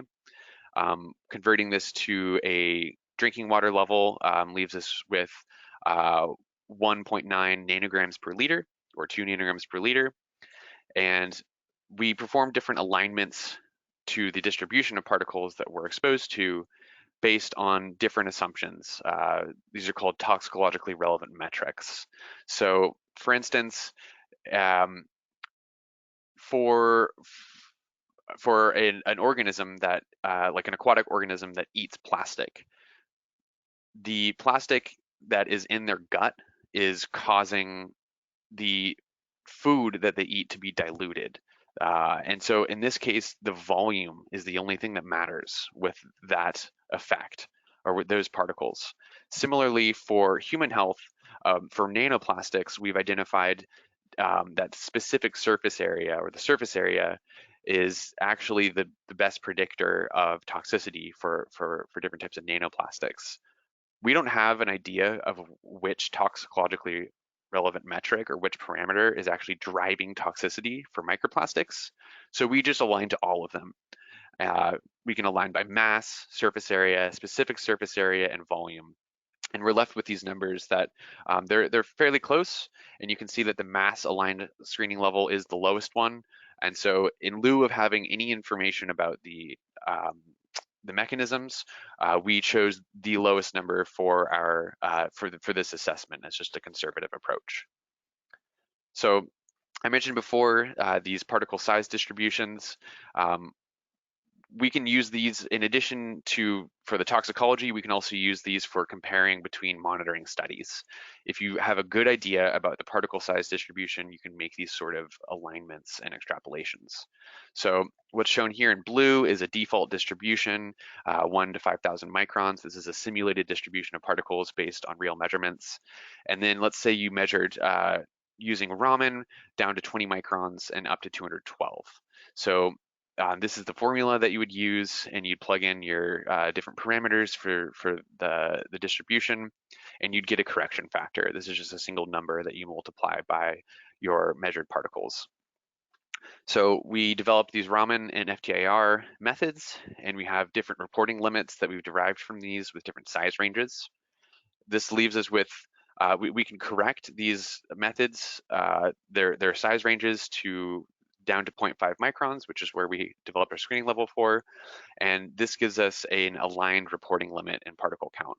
So for FTIR, if you're aligning, if you're only measuring from 50 to 212 microns, you have to multiply that by 22,000 in order to extrapolate down to 0.5 microns, just based on particle count. So if we divide that number, 22,000 particles, by our most conservative screening level for mass-based aligned particles, 600 particles per liter, we get a suggested minimum sampling volume in drinking water. I also report here the full sensitivity of this based on all of the different assumptions that we've made, using the least conservative to the most conservative assumptions. And you can see here, this is a dramatic range. So we have very low confidence in this number. However, we are showing that this can be done, and we're also presenting the framework for how we can improve it. So in lieu of really holding I wouldn't really want to rest my hat on a number with such variability. So we are defaulting to a suggestion made by Coleman's et al. And Water Research 2019 for the World Health Organization, suggested that 1,000 liters be extracted for drinking water analysis based on representativeness. So this is a rapidly changing science. We are seeing an exponential increase in the number of studies looking at the human health impacts of microplastics. And just since we started, there's been 7 studies that have been published just since April of this year. And we expect in 1 or 2 years from now to be able to redo this analysis and have much lower variability in our findings. So one of the things I want to highlight here is that for these extrapolations going down to 0.5 microns from a 20 micron lower size limit of detection, this is only valid if you're looking at source waters, so untreated water. And the reason for this is that drinking water largely is effective at removing particles greater than about 10 microns or so. A lot of drinking water treatment plants use things like sedimentation, sometimes filtration, and these are really effective at removing those larger particles. So you can't do these alignments on treated drinking water. You can do them on source waters, fresh water that is used for drinking water. Thinking also about contamination, potential contamination. I mentioned a lot about fresh water, surface water, but in general, we're not super concerned about groundwater. We don't think that groundwater is going to be highly contaminated just based on the literature. But if you're using a sand and gravel aquifer, something that's extremely porous and has a lot of microplastics going into it, say for instance, a groundwater recharge site based on wastewater, you might expect to find a lot of microplastics. This is a recent study that showed that very small microplastics, so 1 micron, can travel just as quickly as a salt through these aquifers. So thinking about communicating this to consumers, we want to be really careful in our communication and not try to alarm anyone, and also give people an idea of what they can do if they are concerned about their exposure. For many contaminants, hexavalent chromium, nitrates, a lot of contaminants that we deal with in California, if someone has high levels in their drinking water, we typically provide them with bottled water. It typically has lower concentrations. In the case of microplastics, this wouldn't really do any good, because bottled water on average has about 2 to 3 times as many microplastics as tap water. So at this point, we wouldn't be providing this to anyone. We also wouldn't suggest anyone be using it unless they have a different contaminant that they're worried about. The reason for this higher concentration in bottled water is that the plastic packaging is known to release microplastics when you open it. Just unscrewing the lid releases between 14 to 2,400 microplastic particles, and you can sort of visualize that here through the scanning electron microscope. So talked a lot about the health, and I would just want to shift a little bit into thinking about the 4 years of testing and analysis, give you an update on what we're thinking about there. So I presented the approach that we've taken is largely research that we've been doing, developing the methods, developing the approach for assessing health impacts. And you can see that we are really in early stages here. We're not going to come down with any sort of maximum contaminant level or hardcore regulation anytime soon, as the science is really developing. And what we want to do is really leverage our limited resources and get as much information that we can with this as little expenditure as we can.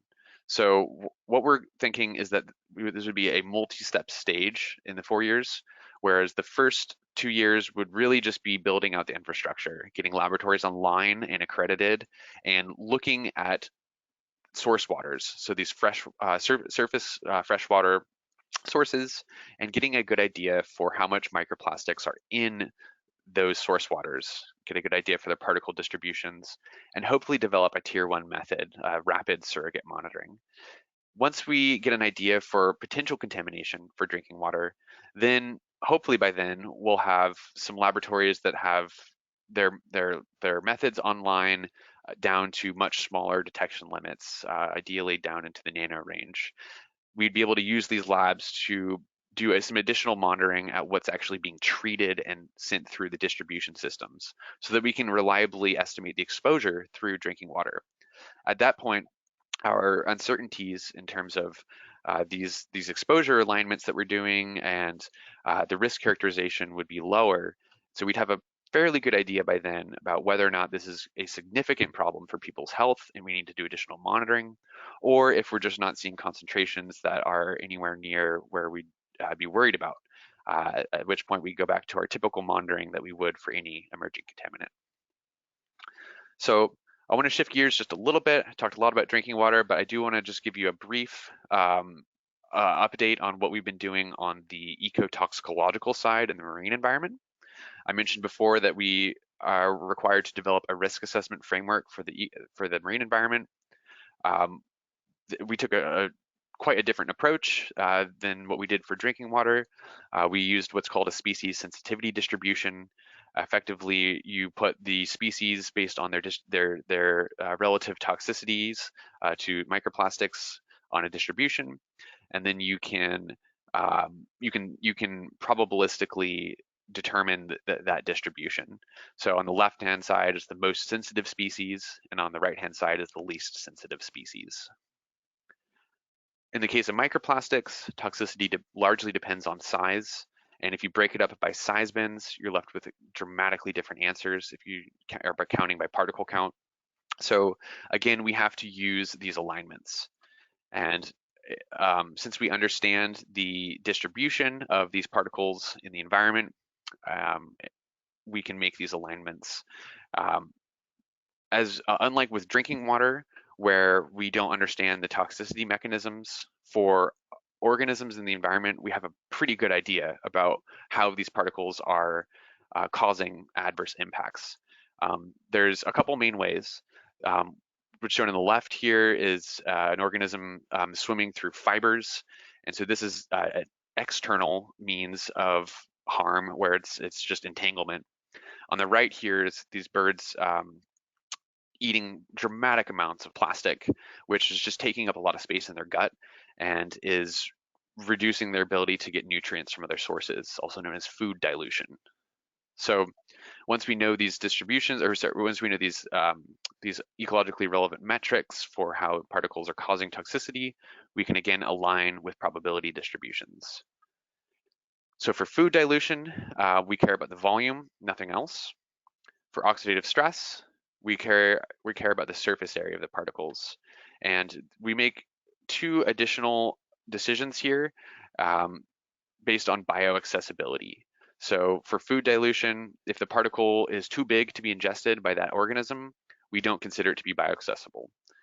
Similarly, for oxidative stress, if the particle is too large to translocate tissue, we consider it to not be bioaccessible. So we don't consider those particles when we're aligning. And so this is what these SSDs look like when you align them by these different exposure metrics. You can see aligning by mass is the most sensitive or the most conservative assumption, and then by volume, particle count, surface area, and unaligned.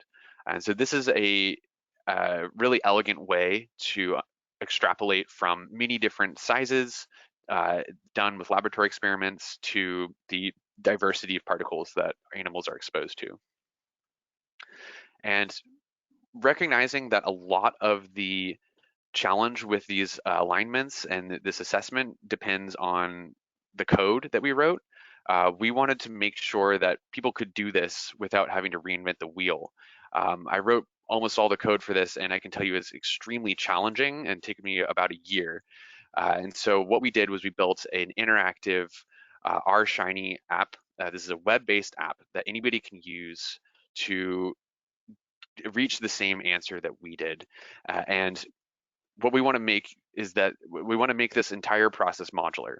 So say, for instance, your ecosystem that you're trying to protect has completely different species that you're interested in, or completely different particle distributions.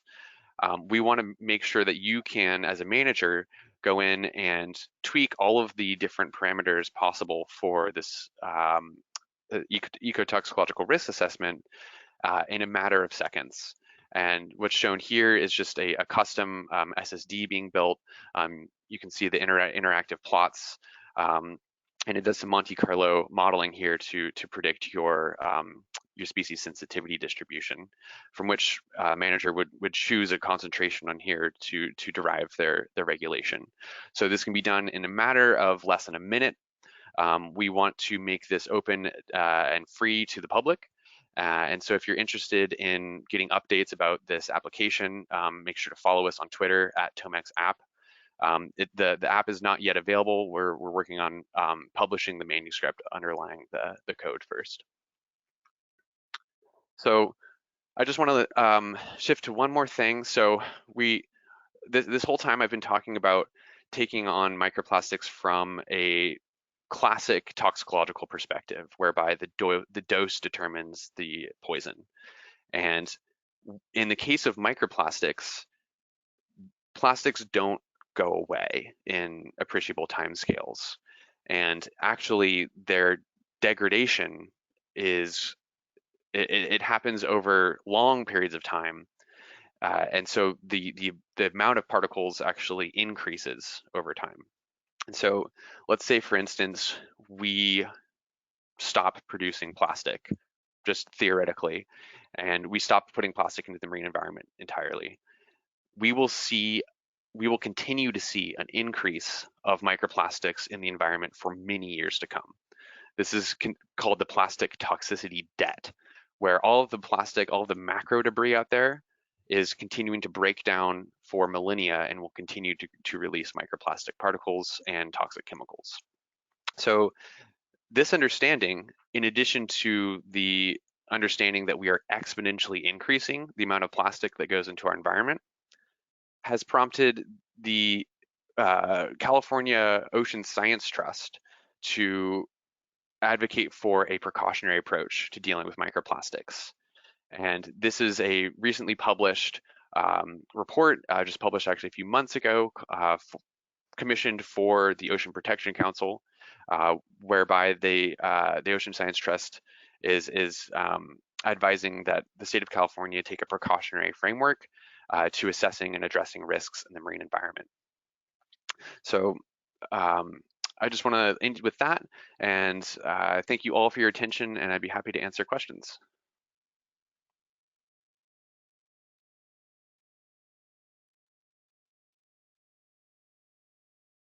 Thank you very much, Scott. We really enjoyed that presentation, and the toxicology background is very much appreciated, because I think it's a field that we need to definitely know more about. There are a couple of questions that I would like to present to you. One of them is focused on the analytical methods that you described earlier. One says, given that microplastics are, no, that's not the right question. Hang on. Let me go back up one. Here it is. Yeah. How do you envision using pyro GCMS as a second tier tool, considering that it destroys the sample?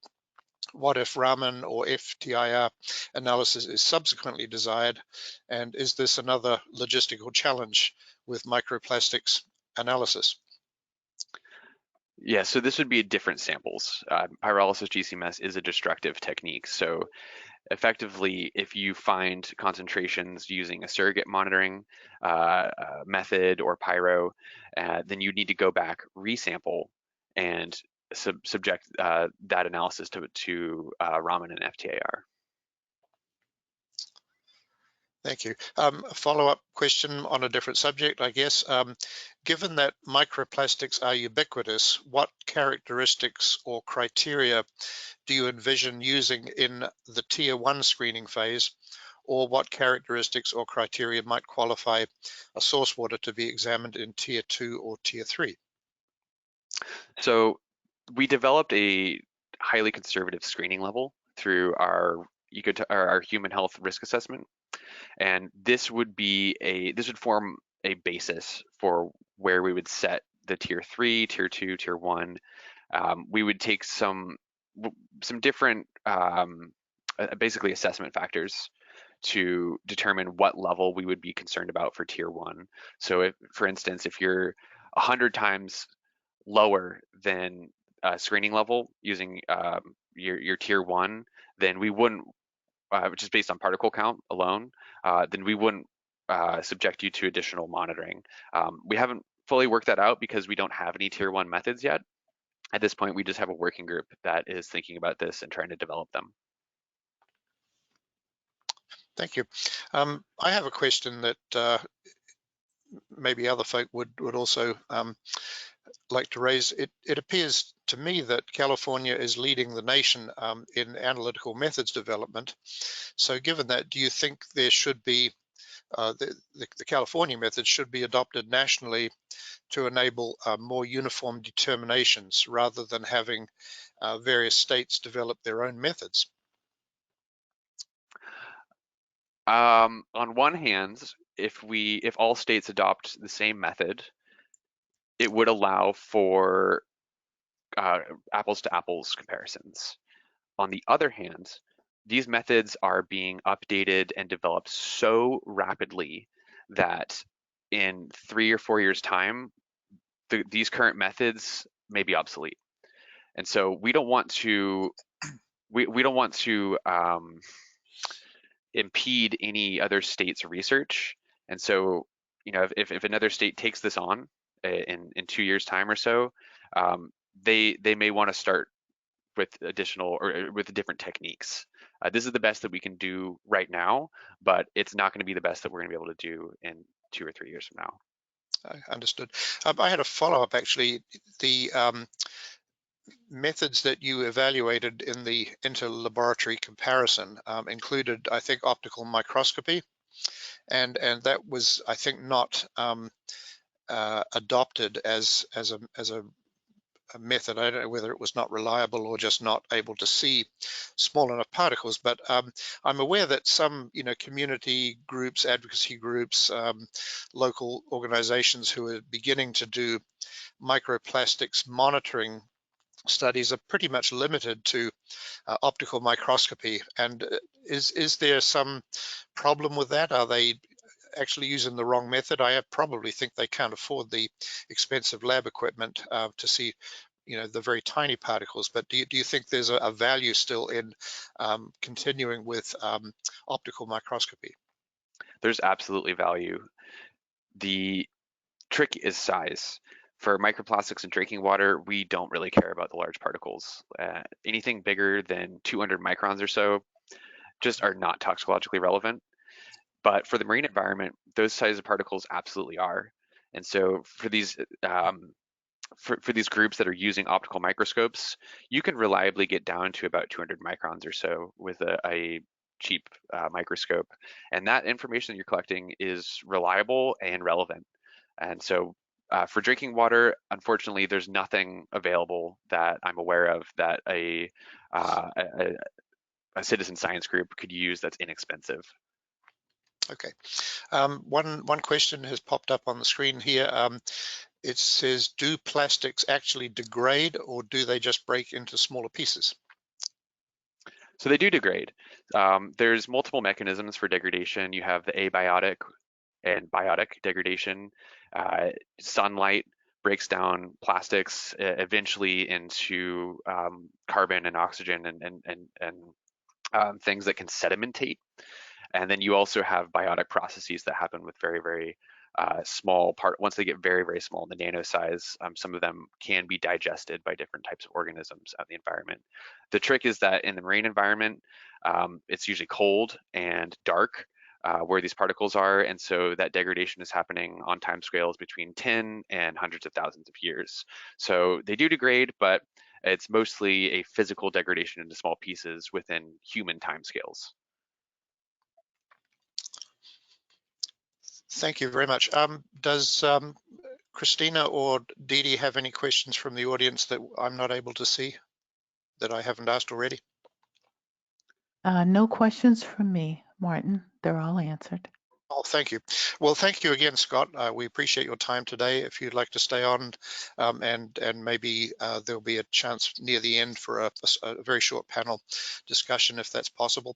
What I had failed to mention during the agenda presentation at the beginning, there's actually planned to have a very short break about now in order for people to get up, move around, get a quick refreshment, and we will resume here very promptly at 1 p.m. Eastern or 10 a.m. Pacific time, and we look forward to resuming. So please leave your webinar interface open, and you're welcome, of course, to turn off any audio or video so we don't see you moving, but come on back in about 5 minutes and we will be able to move ahead with the next presentation by Professor Robert Andrews. Thank you so much.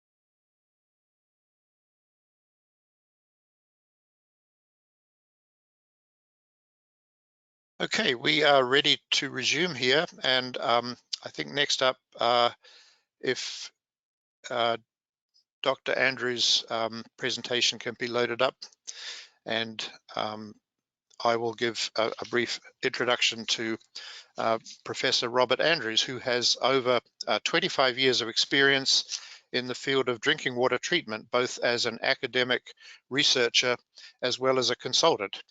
He holds a Natural Science and Engineering Research Council Senior Industrial Chair in Drinking Water Research at the University of Toronto in the Department of Civil and Mineral Engineering, and regularly collaborates with researchers across Canada, the United States, and internationally. So, Professor Andrews, take it away.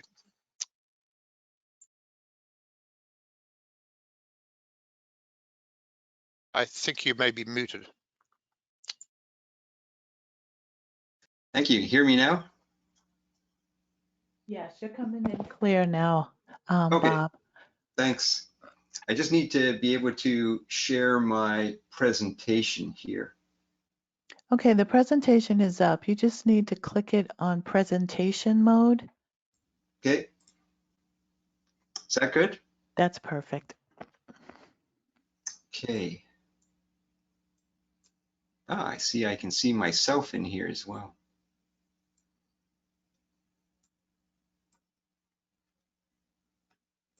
Okay. Well, I'm glad to be part of this the workshop today. I think there's been really a great series of speakers, and it's very good to have Brent and Scott precede me, because they've been able to give you a lot of the important background information in terms of why we're concerned about microplastics in drinking water. So my presentation isn't really going to repeat very much of what they've said already.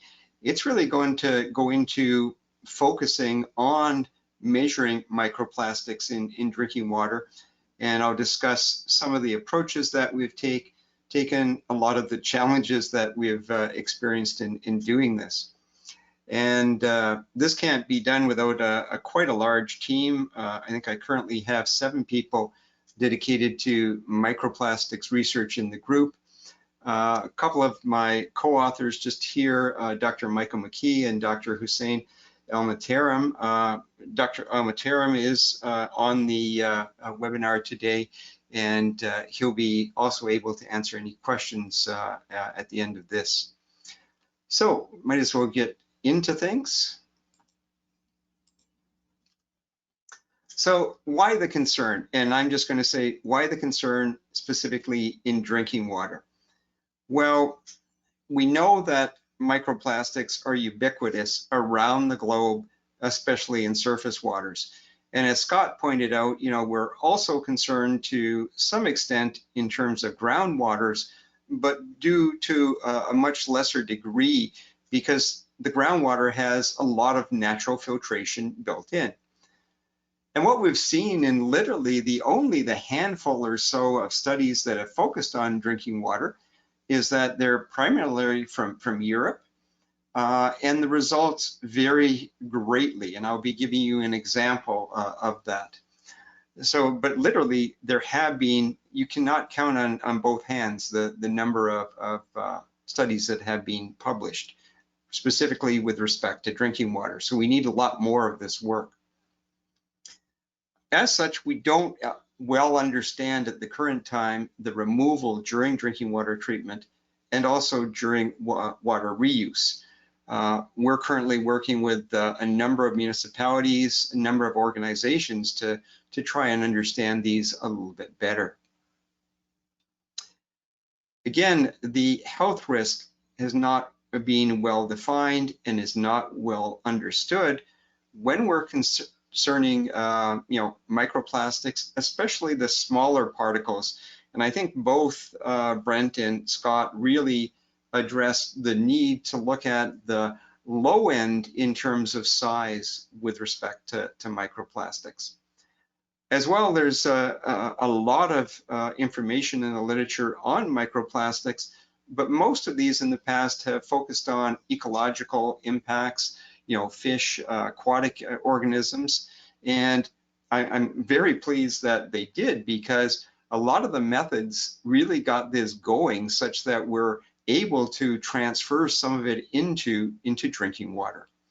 I first started working with Dr. Chelsea Rockman at University of Toronto, and she's in the Department of Ecology and Evolutionary Biology, but was really instrumental in guiding me down this path when we initially got started, probably about 3.5, 4 years ago now. So when we focus on drinking water, let's take a look at what has been published in the literature. And there's a lot of information on this slide, so I'm going to try and break it down for you. If we look at raw waters and treated waters, what we're going to see is at least an order of magnitude reduction of microplastics through drinking water treatment.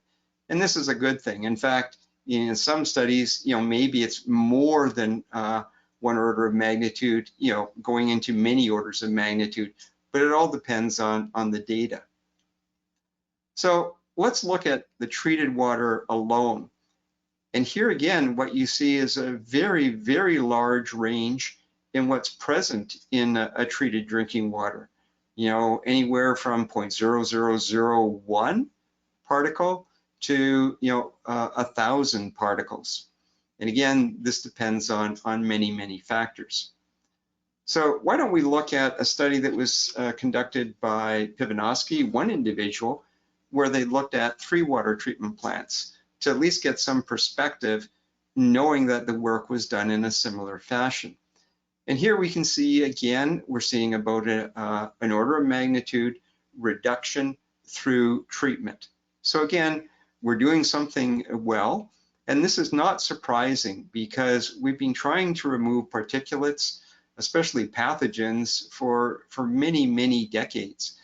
And I quite liken this back to the work that was done on Giardia and crypto back in the 80s and 90s, where we were trying to remove microorganisms that were in the 10 to 20 micron size range.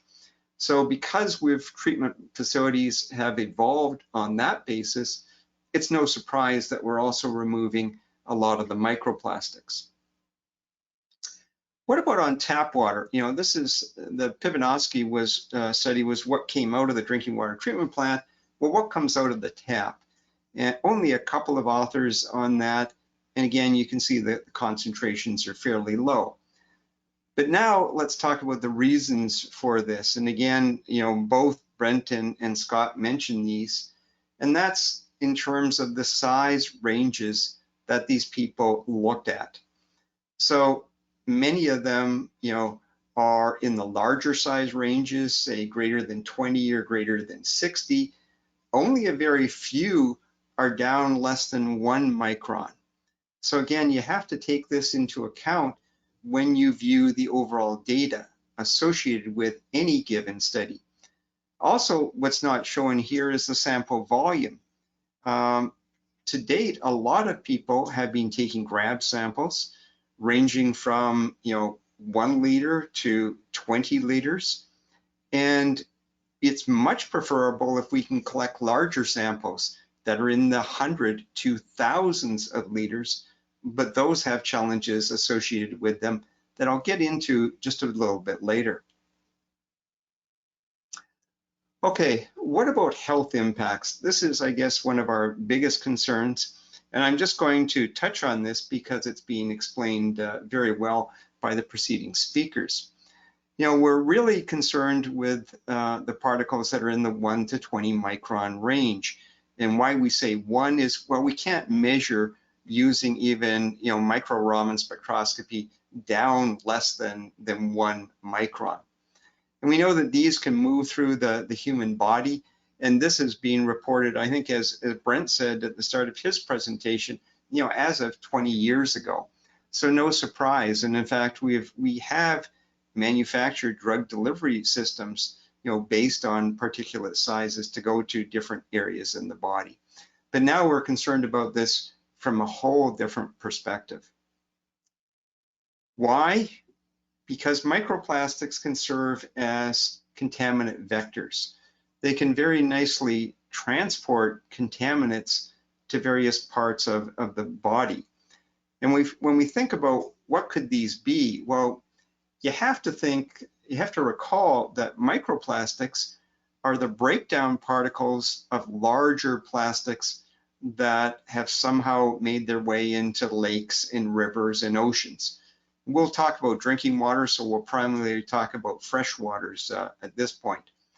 But in doing so, these have been in there for months or even years.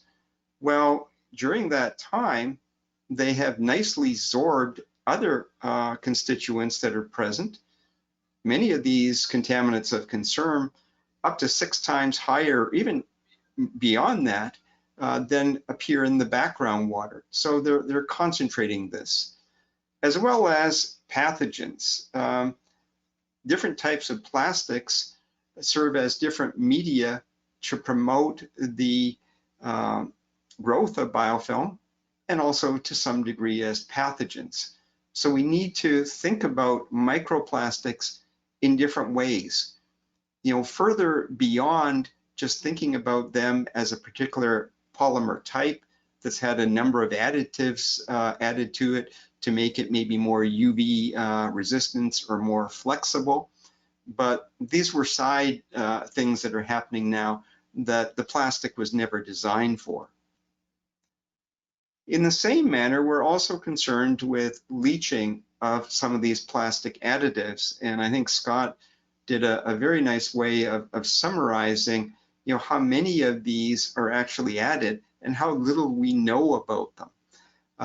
But this is concerning because how much of these compounds either added purposefully during the manufacture or incidentally through their time in the natural environment can now leach into the human body. So another area of concern. Coming back to methods, as you've heard, there is no standard method that exists. And from the past studies, what we have seen very apparently is that QA/QC isn't uniformly applied. We need a lot more people to be doing spike and recovery analysis using check standards and also following some type of standard method. Because of this, what we're seeing is different size fractions being reported, lower size limits, characterization techniques that vary from FTIR to Raman to Pyro, and again, doesn't lead to easy comparison. And this is where the great work that Scott and others in California are just bringing to light now. They've really done a tremendous service in trying to standardize methods by doing round-robin studies from a number of labs, including our own, to come up with methods that can be suggested as being practical, while also showing the limitations. And this is really what we need for this type of science to move, especially into the drinking water industry. The methods have to be reproducible, so we have to have the appropriate method, and along with that, appropriate sampling techniques. And I can tell you from working very hard on sampling techniques over the past 2 years that these are almost as challenging as the analytical techniques. I'll get back to this a little bit further. So let's look at how some people have reported samples.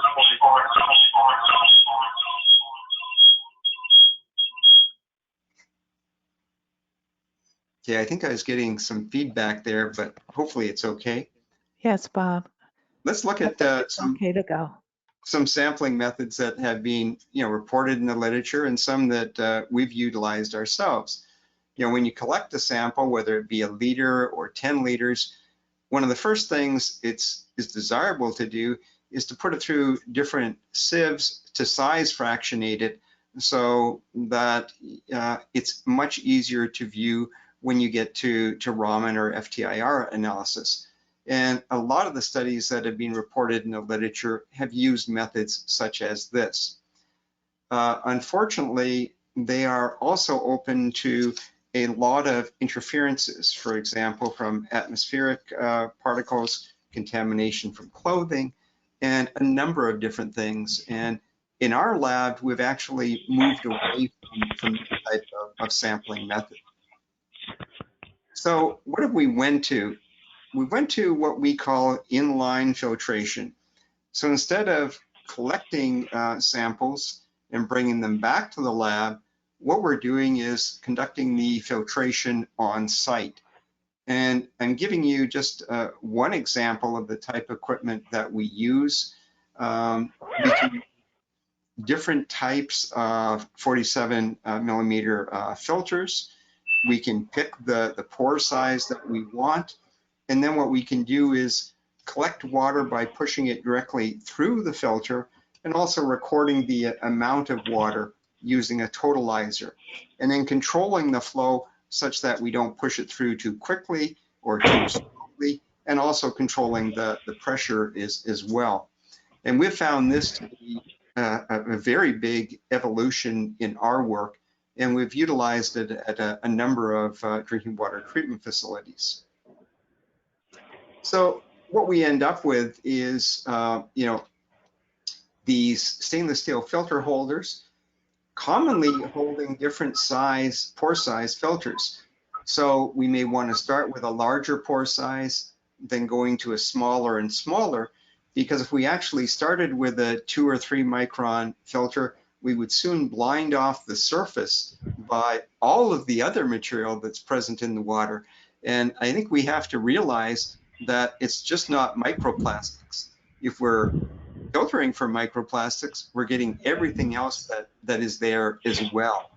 So we have to be concerned with this. So we've done different schemes of starting off with coarser filters, then finer filters, sometimes used in parallel just to increase our surface area. Oh, and before I leave that, we've also just recently transitioned to larger types of filtration equipment. This type will allow us to filter somewhere between 1 and 200 liters.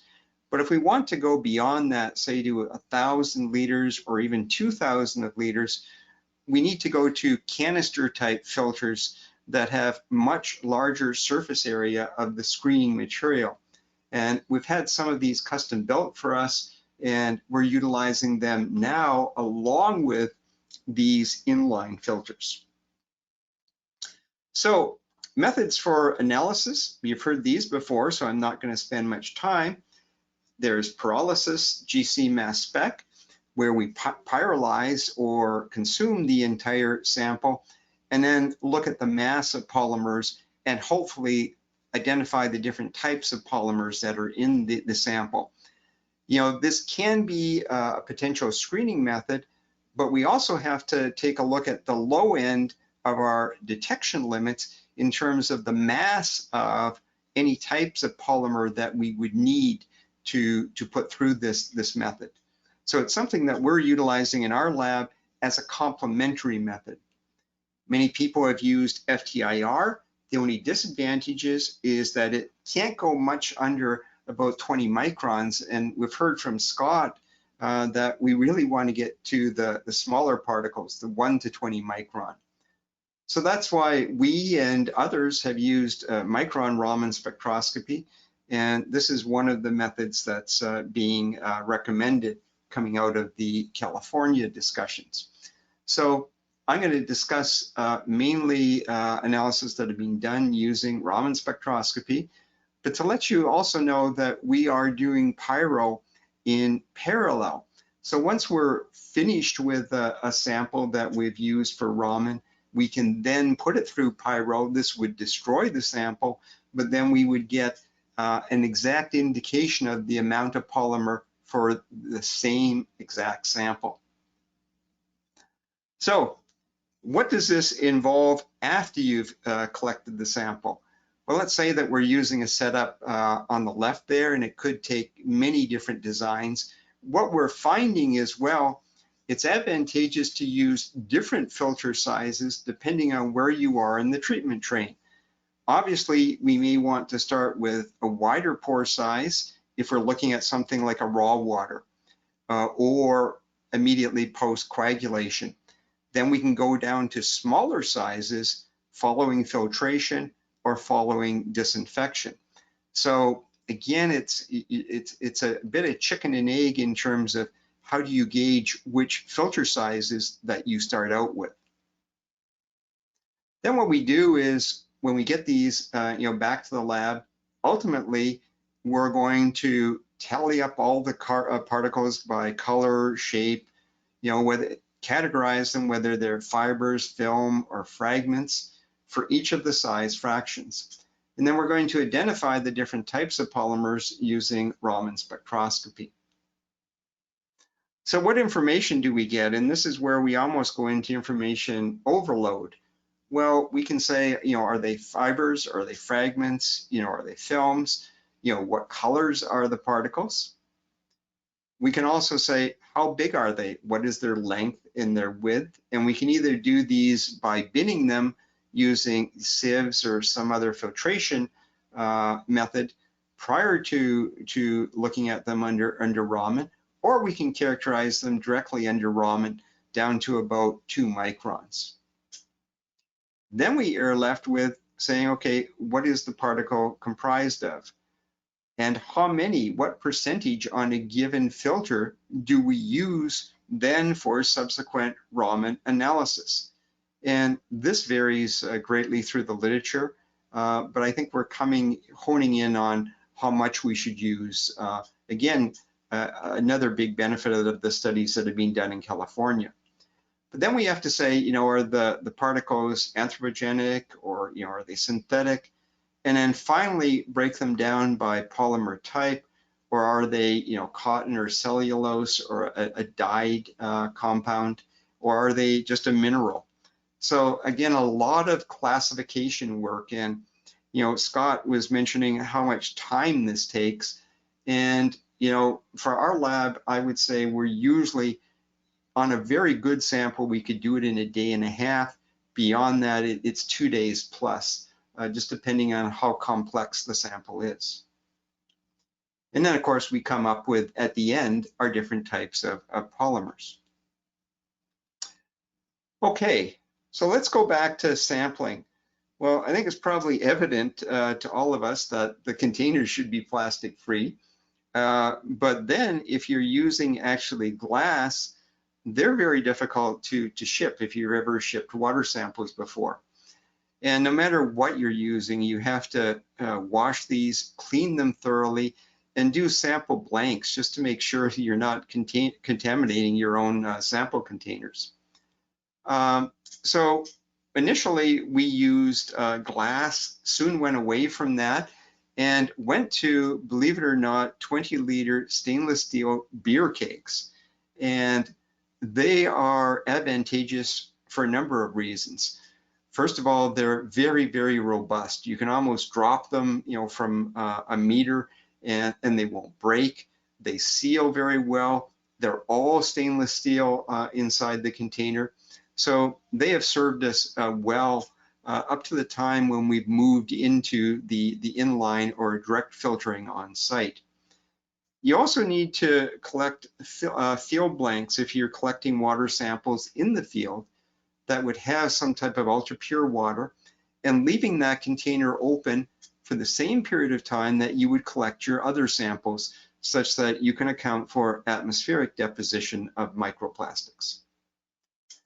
Also, what we've found is we've tried different types and amounts of surfactants, cleaning agents that we need to add when we clean, say, a glass bottle or a stainless steel container to improve recovery.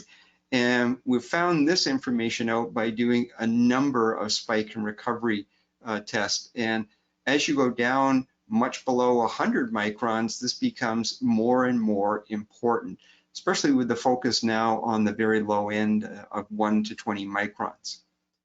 Also, you should always use positive controls, and spike and recoveries should always be incorporated in any sampling that's done. Very, very critical. Okay, well, where are we moving with this? Well, ultimately, we would like to characterize treatment performance to determine how many microplastics are present in the surface water that's typically being treated, and how different types of treatment processes remove microplastics. And again, we can get some idea of this by looking back in time at the studies that were done, say, for Giardia and crypto, to give us at least some idea. And then it's important to look at conventional treatment techniques that would include coagulation, flocculation, sedimentation, and then dual or trimedia filtration, as well as disinfection, using an oxidant like ozone or chlorine, chloramines, or even, exposure to UV. So, there needs to be some focus on conventional treatment. Beyond that, we need to look at other types of treatment that are commonly used, for example, with or without ozone. And what we've done is conducted pilot studies where we've had up to 8 different treatment trains in addition to the full-scale treatment train that we've looked at pilot, where we've had with or without ozone, and we've looked at with or without biological filtration, and then looking at GAC versus anthracite or a combination of filter medias, because these will all give you a slightly different results. So let's start by looking at, what's present in the surface waters. And we did a study just on the Great Lakes of looking at total microplastic counts. This data is a couple of years old. We are currently redoing it as we collect samples from treatment plants across Canada. But what we're seeing is, less than about 100 counts per liter. So these waters, I would say, are pretty good. But again, it depends, as Brent mentioned, where you sample, when you sample, and these are obviously expected to vary from month to month around the year. When you go into treatment, it's very important to define the treatment characteristics and include as well the operating conditions. Because if without this data, you can't compare 2 treatment plants. You can't compare even the same treatment plant if you collected samples at 2 different times. So just some common things that you would measure would be DOC, obviously temperature, for coagulation, your alum or coagulant dose, what's the depth of your dual media filtration, even what is the size of the media. What's the empty bed contact time in the filters? How are you then subsequently disinfecting it? Are you using sodium hypo, gaseous chlorine?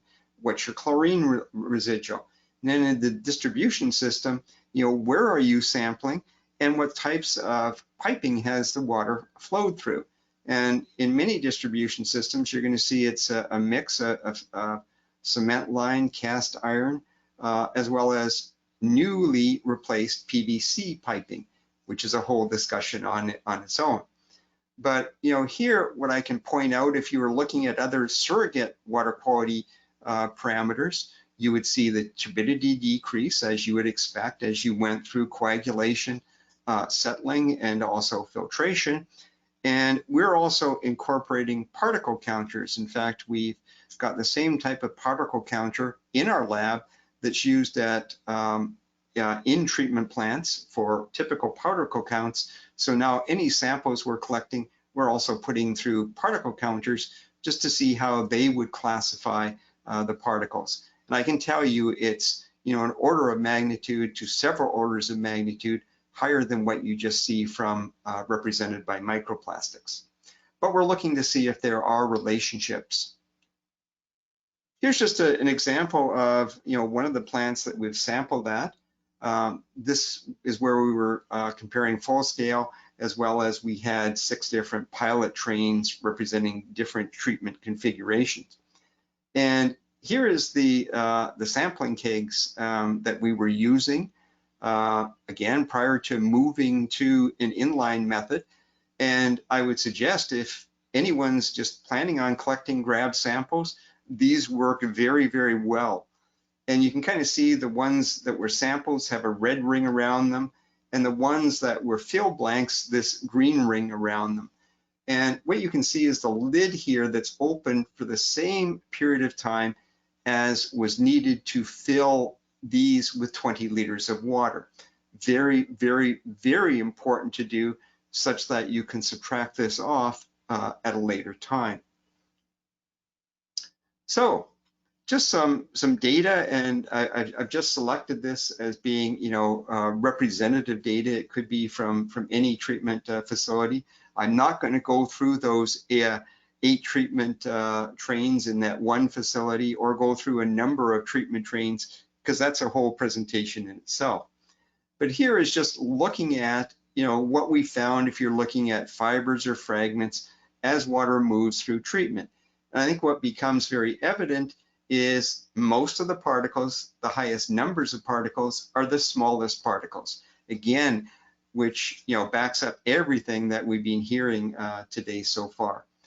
And I call these uncorrected. So this is without correcting for that field blank, which we then need to subtract off of to see what's really there. And this is something that always needs to be done if you're collecting grab samples. If you're using inline filtration, then you can get away from this, because it's assumed that there would be no atmospheric contact during sample collection. Okay, so what did we see from this? And again, I'm not going to go into this in a lot of detail given the time we have today. Most of the particles are small, less than 100 micron, many less than 20 microns, and also a lot of fibers. And this was, I guess, should be expected, but most people think you're going to see fragments of polymers, but there's also a large number of fibers. And this can be attributed to clothes washing, as was mentioned by the earlier speakers. What we found, coagulation, filtration remove 60 to 90% of the particles, depending on the particle size and the particle type. So you could say that's kind of similar to what we would see for DOC removal. And again, what we're going to be doing is tabulating just particle count, overall particle count information, and comparing it to these reductions. What we've found now from sampling a number of treatment facilities is it's not atypical to see a slight increase in clear wells.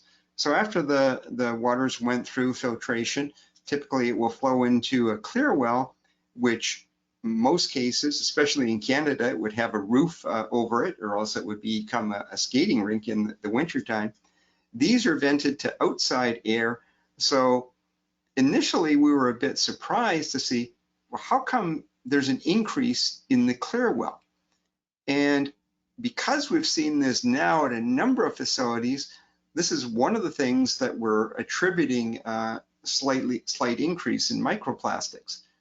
But also, could it be due to the oxidation of fibers or some of the fragments by the oxidant itself?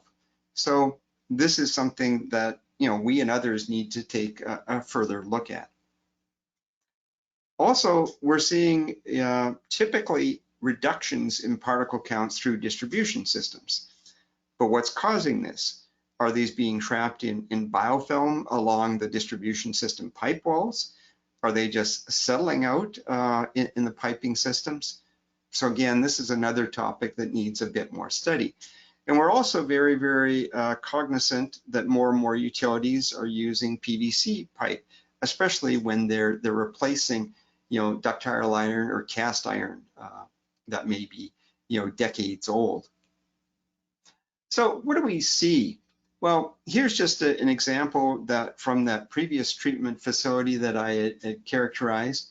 So this is what we'd initially see.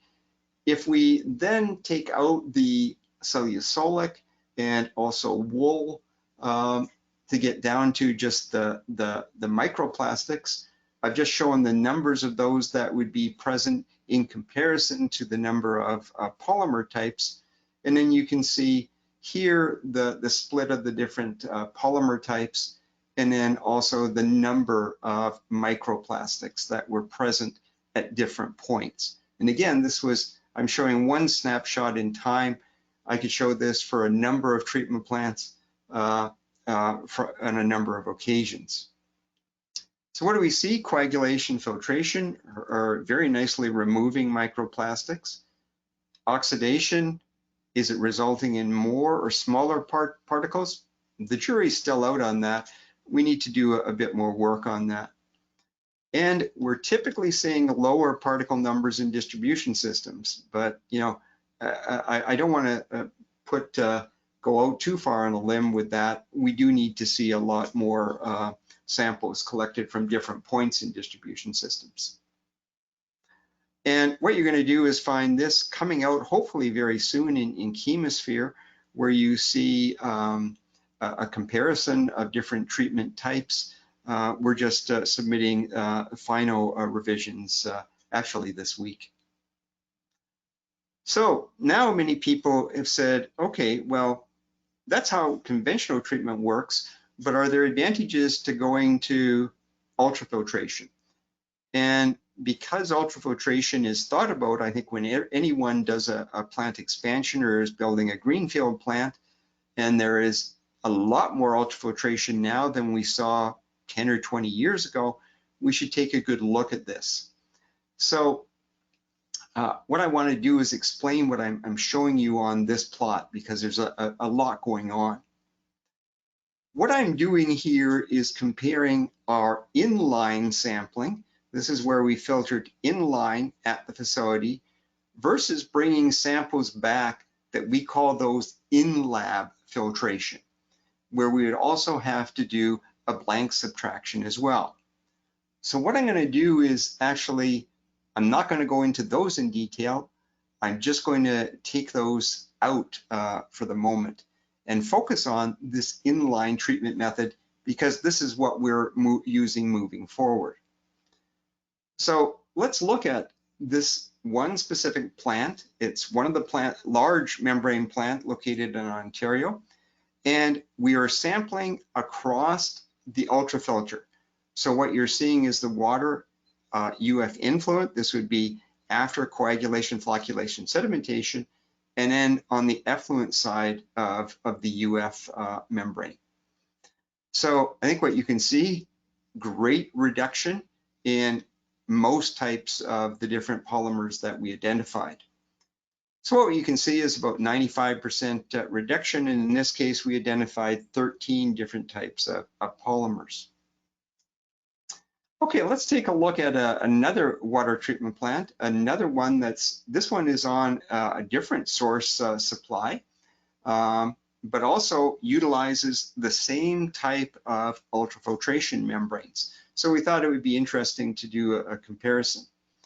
What I want you to see is that we got similar removals when we looked at this facility as we did before, but what you should also take note of is that there's much lower overall magnitude of microplastics. The previous slide was a factor of 10 higher. So why is this? Well, there could be slightly different pre-treatment, and as I mentioned before, there's also, these are different water sources. So again, what we were looking at, we were focusing in on one treatment technology to see if it gave a consistent performance at different facilities. And again, I could talk for hours about these results, but I won't right now. And this is published in Chemosphere as a 2022 article. So you can take a look at that if you want to see our results comparing the in-lab versus inline sampling techniques. So just to summarize, we know that microplastics are ubiquitous. We know when we're looking at other things like particle count data, microplastics would represent a very, very small fraction of that. We also know that although drinking water treatment is pretty good, it's not 100% effective.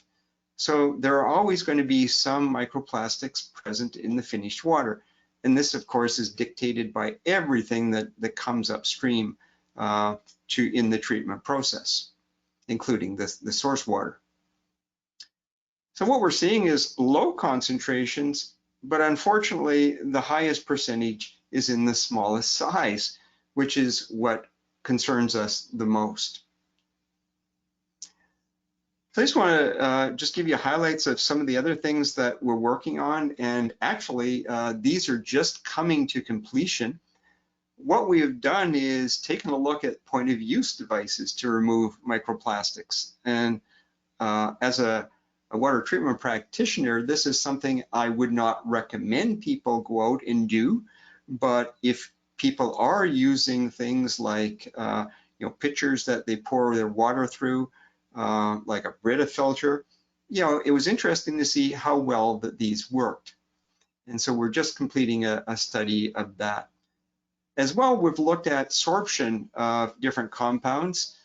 Here, the study was focused on polyaromatic hydrocarbons, looking at both virgin polymers that have been used by others in studies, as well as weathered microplastics, because the type of microplastic and what it's being exposed to previous to a lab trial is going to impact its performance. So that's why we've looked at both techniques, using weathered microplastics that we've weathered ourselves, as well as naturally occurring weathered microplastics. Similarly, we're looking at biofilm growth and pathogen adhesion, and we're comparing artificially weathered plastics to naturally weathered. So artificial is using different techniques in our lab as reported in the literature. Naturally weathered, we've taken virgin microplastics and put them out at treatment facilities in influent water for a period of months to look at what happens there and how it may be different or change the character. So what you're going to see, if any of you are going to WQTC next month, you'll see these presentations as well as others in a special microplastics session, and really want to give a post out to Brent and the people at AWWA who have convened a microplastic session. A couple of other things we're looking at is leaching of additives. We've looked at a few different polymers initially, focused in on PVC for a number of reasons, and we're also doing toxicity assessments as well, using human mammalian cells as well. And that will be submitted in the next, probably a month or two. Some of the ongoing work that we've got, this will go on from now to for another year or so, is looking at 15 drinking water treatment plants across Canada in detail, using Raman, pyro methods, and also other methods like particle counting, just to see if we can come up with any of the surrogates that Scott was talking about earlier. Also, continuing our efforts on microplastics as contaminant vectors, we're doing some work with another professor in chemistry where we're looking at non-targeted organic pollutants. So a wide spectrum of literally hundreds of different organic pollutants that have sorbed onto these materials that we are now desorbing using organic solvents. Once we know the type and the magnitude, that can feed into other people's work regarding implications for health impacts. As well, in addition to looking at PAHs, we're looking at sorption of PFOA, PFOS onto different types of microplastics. And in addition to our work just looking at PVC, we're looking at plastic additive leaching under different treatment, drinking water treatment conditions for a range of polymer types. Last but not least, we're also focusing work on different types of PVC distribution system pipe that we purchased from 3 different manufacturers, as well as the direct impacts of oxidation using chlorine and ozone. So that's just to give you kind of a taste of some of the things that we're working on in our group. I think that's a good point actually to end this and look for any questions that people may have. Thanks, Dr. Andrews. You look pretty busy with all that work you listed at the end, but that's a fantastic summary of some of the methods. We had several questions come in throughout, so I'll try to kick us off and get through some of them. May not have time for all of them though. The first question, would the flow control valve used in the inline sample collection method potentially remove some of the microplastic particles? That's a good question. And to be honest, I don't think we've actually quantified that. I guess my short answer would be no. But why you need to have that is to just restrict the flow such that it comes within a given flow rate, which we know is optimal for filtration. Try and put too much water on the filter too fast, you'll blind it off very quickly. So it's better to feed lower velocity of water over a longer period of time. But that is a good question to think about. Does the control valve remove anything? I would say likely not. On screen with me as well, I'd just like to introduce Dr. Hussein Al-Muhtaram, who is actually supervising a number of the microplastic projects that we have ongoing currently now. So he's my expert on site every day.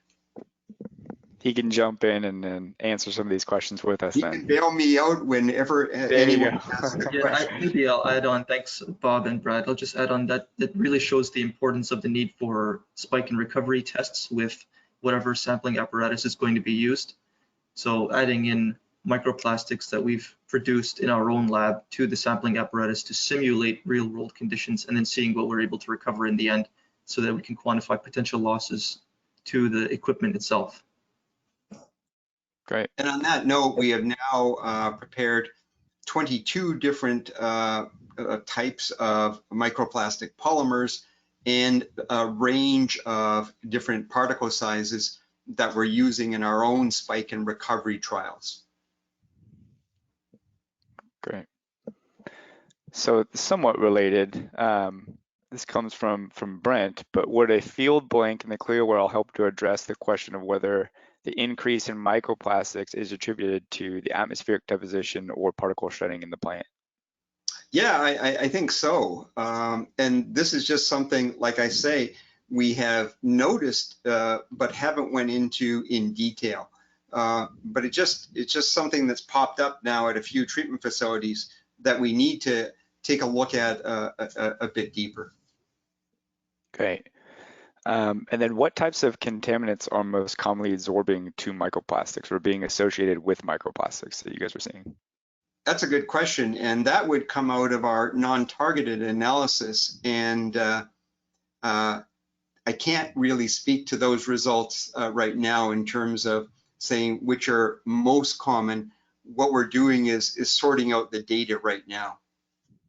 Sure. And with that, I have a follow-up. So do you ever see microplastics aggregate or absorb to things to where they're less detectable by your analysis, or maybe the recovery might be decreased so it could influence the results a little bit, or is it pretty easy to differentiate what's sorbing?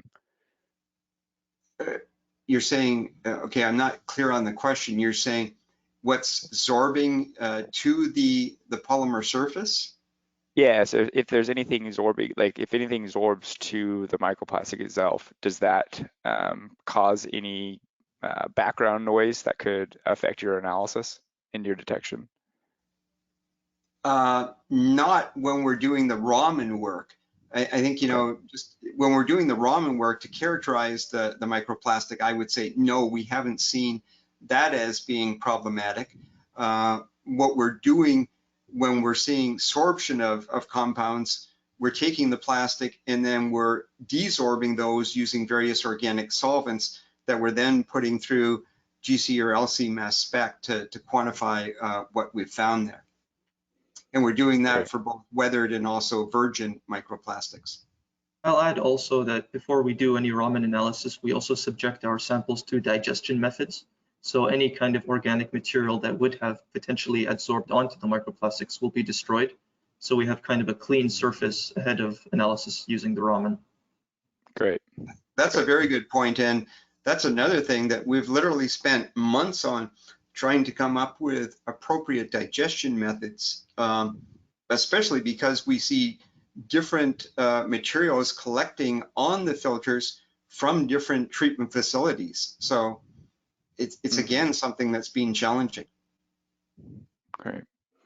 And I think we have time for one more question and then we move on. But as a general rule, are there certain types of microplastics that are a greater or lesser concern to water treatment plants? For example, is there certain types that are easier or more difficult to remove via treatment processes? And that's an excellent question. And I have to say, we haven't taken a deep dive into the data to make that statement at this time. Once we're down, a few more treatment facilities, then maybe we'll be able to come up with some relationships of that type. But you're always going to have to normalize that on what's in the surface area, surface water, and also by size. So that's something we hope to be able to pull out on this data. But that's we're likely about a year off from giving that answer. Okay. Great. Well, I think this is a perfect time to transition to the next speaker. So thank you, Dr. Andrews and Hussein, for the presentation and the Q&A. Fantastic. You're most welcome. Thanks, Bradley.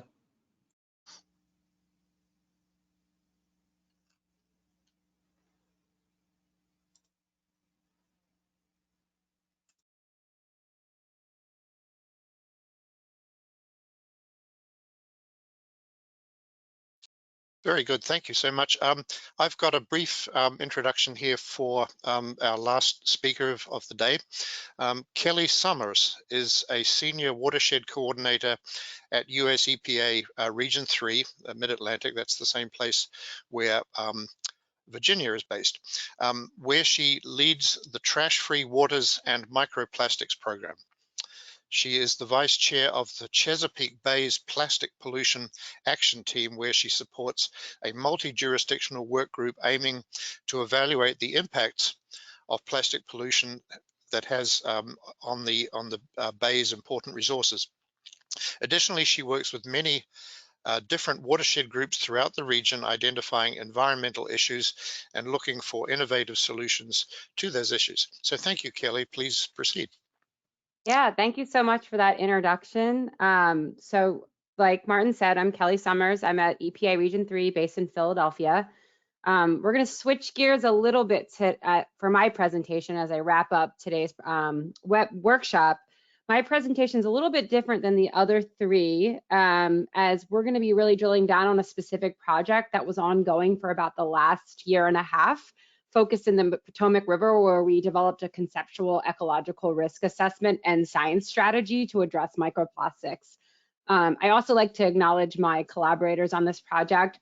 First is Matt Robinson from DC's Department of Energy and Environment, and he's also the chair of the Plastic Pollution Action Team, as well as EPA's contractors on this project, who were Bob Murphy and Jennifer Flippin of Tetra Tech and Ryan Woodland of University of Maryland of Center for Environmental Services. So next slide, please.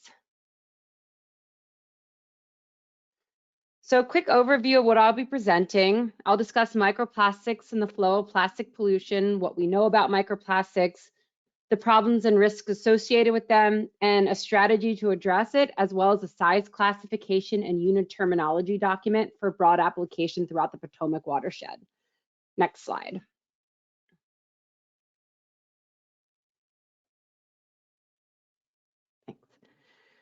So here's what we do know.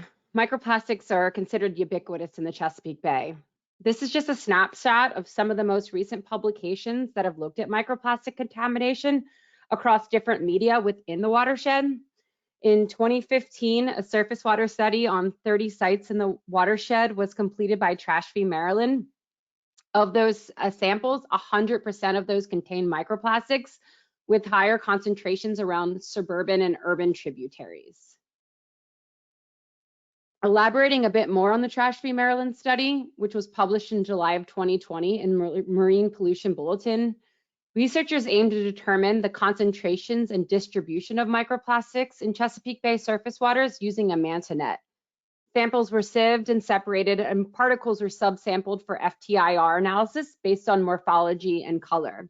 In summary, from those 30 surface water samples, 489 particles were considered after blank correction, and the pie chart on your right shows the morphology breakdown, with fibers being the most abundant at 32%, 88 particles were then subsampled for FTIR, and the most common composition was polyethylene at 32%, followed by polypropylene at 13%. Next slide. And then given some of the information that we saw that, microplastics were contaminating Chesapeake Bay waters, in early 2019, the Chesapeake Bay Science and Technical Advisory Committee convened a workshop to discuss the current state of science around microplastics.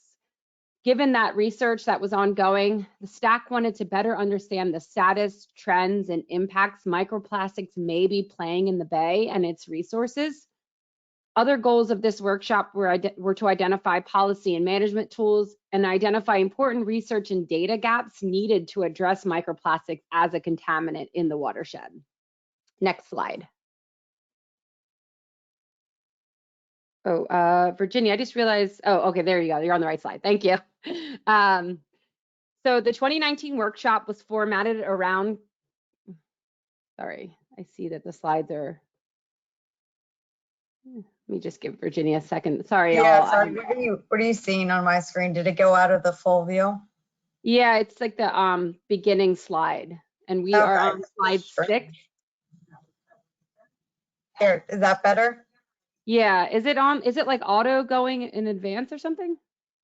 Yeah. Oh, well. Off. No problem. I can always take over if it becomes too much of a hassle for you.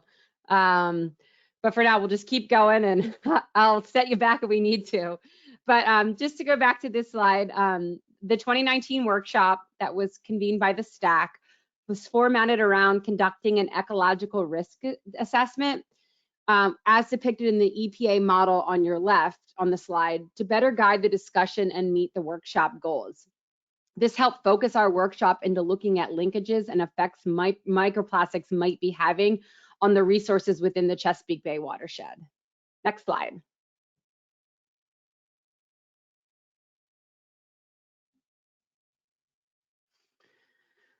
Results and recommendations from this workshop laid the foundation needed to develop an ecological risk assessment in the Chesapeake Bay.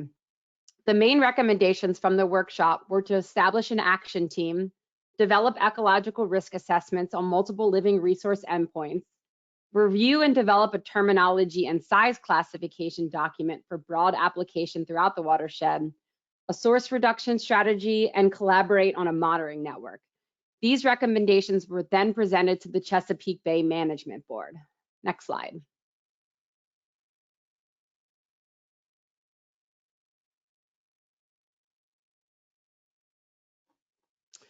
The Chesapeake Bay Management Board authorized the formation of the Plastic Pollution Action Team, which was charged with fulfilling the recommendations of the workshop.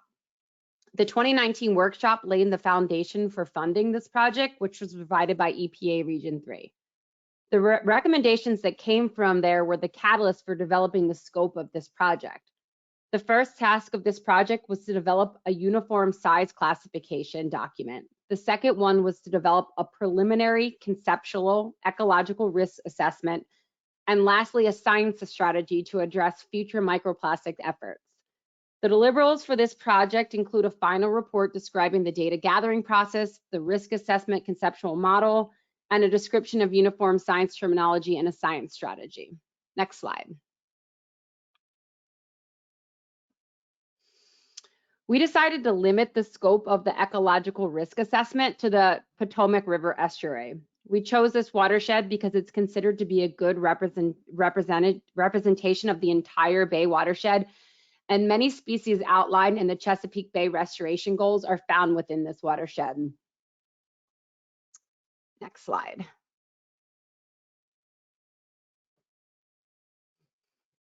So as I said earlier, the Chesapeake Bay Management Board authorized the formation of an action team, which we named the Plastic Pollution Action Team and affectionately called the PPAT. So the PPAT seeks to reduce the presence and impacts of plastic pollution on the Chesapeake Bay and its watershed. The PPAT began to address the issue by overseeing research that helped determine the effects that specifically microplastics have on the Chesapeake Bay ecosystem. When developing the scope of this project, it was important to EPA that this project included the voices of stakeholders from across the watershed to accurately capture the goals and needs of various organizations and get inputs from stakeholders with different backgrounds.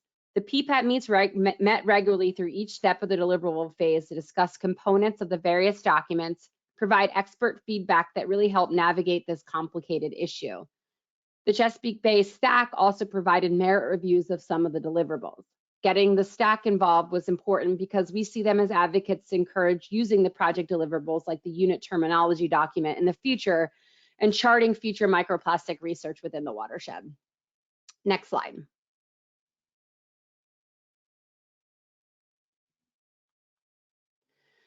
So the first task we tackled with support from the PPAT was to develop a uniform size classification and unit terminology document. The 2019 workshop recommended undertaking a technical review of terminology used in microplastic research, specifically size classification and concentration units, and recommend uniform terminology for the Chesapeake Bay partnerships to utilize in monitoring and studies focused on plastic pollution in the bay and watershed. Therefore, they can be compared across the watershed. There are several ways you can describe plastics: size, shape, density, composition, color. As we heard earlier, size can influence the bioavailability of fragments to determine where and how they interact within the natural world. For example, if they're ingested or if they're inhaled, or if they can cross cellular membranes. Standardizing size classification was important in order to share results that are comparable between studies within the watershed. Ultimately, we defined microplastics as 5 millimeters to 1,000 nanometers. There was some discussion on how to best define its lower limit on microplastics, because it would most likely be limited to existing sampling equipment, for example, manta nets. It was decided that field sampling should not limit or prohibit including smaller size lab data in the ecological risk assessment. Therefore, we defined the lower limit as 1 micron. For nanoplastics, we recommend defining as 1 to 1,000 nanometers. Microplastic and nanoplastic designations will be the most useful terminology to describe plastics that are potentially biologically relevant. And then for this particular study, we did not classify macroplastics, but we think it might be valuable in the future to consider taking that task on as we dive more into monitoring strategies. Next slide, please. So setting concentration recommendations for various medias was also part of this step, this first step of the project. This will help encourage standard. We thought that setting concentration units would help encourage standard monitoring and broaden the capacity to share and utilize data from multiple stakeholders across the watershed. The report, which is available online, and I'll share the link for that later in this talk, breaks down all the different concentration recommended. So I would totally recommend you guys checking that online. But just to give you some examples, for the water column, the recommendation was to quantify number of plastic particles in water by volume. This unit of measurement potentially counts for particles throughout the water column, including those at the surface. For sediment, the number of particles in sediment should be measured volumetrically, since organisms exist in a 3-dimensional environment within the sediment. And then for organisms, microplastic uptake, ingestion, or gill uptake in aquatic organisms can be used to monitor microplastic contamination. Commonly monitored biota include fish, sea turtles, birds, bivalves, and other invertebrates, and plankton. Microplastics are most frequently evaluated in the digestive tract or gills. The mass of particles per individual is a general measurement that does not discriminate between organ or tissue and accounts for an organism's total exposure to microplastics. This measurement may serve as an informative tool for monitoring and prevalence of microplastic accumulation in organisms. And this approach has advantages from a tox and risk standpoint. Other medias that were addressed in this project were SAV, submerged aquatic vegetation, and shoreline. And we can go to the next slide, please. So that wraps up task 1. So moving on to task 2 was to develop a preliminary conceptual ecological risk assessment, which is a mouthful. So I'll probably just say ERAs from here on out, but what I'm referring to is a preliminary conceptual ecological risk assessment. So there were 3 main components or steps to the development of the ERA. This project served as a starting point for understanding the potential ecological effects of microplastics on aquatic resources. We work with the Plastic Pollution Action Team to determine a biological endpoint, develop qualitative food web interactions that could lead to microplastic exposure, and finally, where possible and the research was available, develop semi-quantitative food web scenarios among different salinity regimes. Okay, next slide. So the PPAT explored several different fish and shellfish species and set parameters to select as a biological endpoint. Ultimately, throughout the whole setting different parameters and discussing different species, we decided young of year striped bass would be selected for this project. The species has been recognized as a major success story in terms of fisheries management when the population nearly crashed in the 80s. The moratorium on fishing was imposed for several years and is still highly managed today. Striped bass were considered a good model endpoint because they are an apex predator which feeds naturally on several key and iconic species of the Bay watershed like blue crabs and forage fish. Most spend their first 2 years of life in the river in which they were born, and by choosing young of year striped bass as an endpoint, other species of interest and lower in trophic levels can also be investigated by food web construction and identify potential trophic transfer. Next slide. So in this step, we developed a simplified diagram that would show generalized uptake of microplastics in various media specific to young of year striped bass. The large oval labeled prey network is further expanded in to develop the full conceptual ecological risk assessment model. Ecological assessment endpoints quantifiable at the individual and population level are highlighted as potential endpoints to evaluate the effects of microplastics on the Potomac River population of striped bass. Next slide.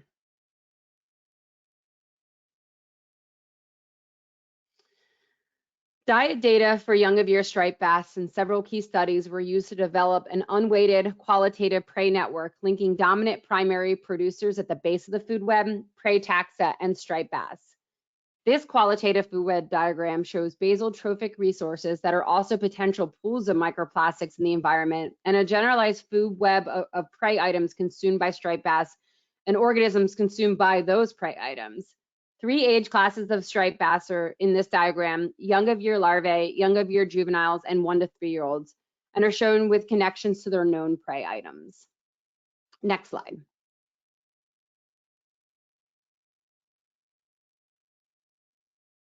And for this model, now this is the conceptual ecological risk assessment, but for this model, we use a broad definition of microplastics, which include both primary and secondary plastics and consist of many polymers. We originally considered drilling down into a specific microplastic, maybe some that were identified in the 2015 Maryland trash trawl. We thought maybe we should pick a specific size or shape, but ultimately decided that we should just leave it broad for this stake. So we just use microplastics as our endpoint. Future efforts might focus on a specific microplastic based on size, shape, or composition, but for this initial assessment, we just kept the stressor broad. The assessment endpoints reflect the potential individual and population level of effects of microplastic and ultimately reflect an overall assessment of the health of the Potomac River striped bass. Breaking down this conceptual model a bit, the first line you will see at the top are the sources that were considered, including wastewater treatment plant effluents, anthropogenic activities like illegal dumping, urban runoff, agricultural runoff, for example, land application of sludge from wastewater treatment plants. Both primary and secondary plastics are subject to degradation, creating smaller fragments by physical, chemical, and biological factors. Next, moving down the model are stressors. Both primary and secondary microplastics are the stressors of concern. Note that other stressors are present and result in changes related to growth and survival in striped bass. Such stressors can include toxic chemicals, DO, disease, predation, etc. The third line from the top is media. Primary pools of bioavailable microplastics were identified in different media, including settled sediment and suspended particles within the water column. Lower level trophic organisms and striped bass are exposed to microplastics via gills, direct ingestion, or surface skin contact, potentially causing toxicity or behavioral changes. Understanding the trophic pathways contributing to striped bass diets are important to identify the most important dietary microplastic exposure routes. Thus, additional detailed trophic transfer models were developed to better understand potential microplastic transfer within the food web structure. Next slide. This iteration of the conceptual model included additional information looking at qualitative food web interactions and semi-quantitative interactions divided up by different salinities. The net-like structure of the striped bass food web indicates that microplastics exposure could follow a range of different trophic pathways. For each focal age class, quantitative diet data were used to create weighted network diagrams. These positive networks have lines and nodes that vary in thickness as a function of the amount of each prey type consumed by the focal age class. Predator-prey linkages for non-focal age classes or between prey nodes that were not weighted. Prey importance for each positive network diagram was determined using percent diet composition by biomass.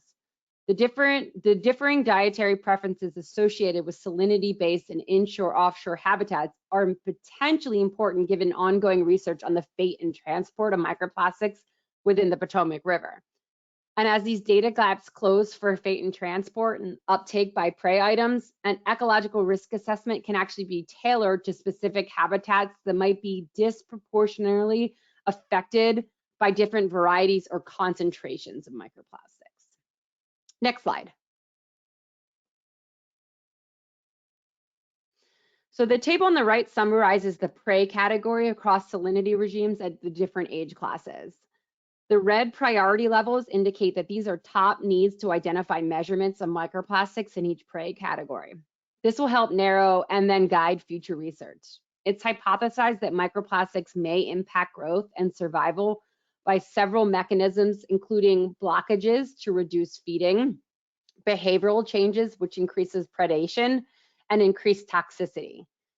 The literature review included literature from studies that were both done within and actually outside the Chesapeake Bay watershed. The literature identified 14 different taxa as potential vectors for microplastics to striped bass. These taxa were given high priority for future research on striped bass.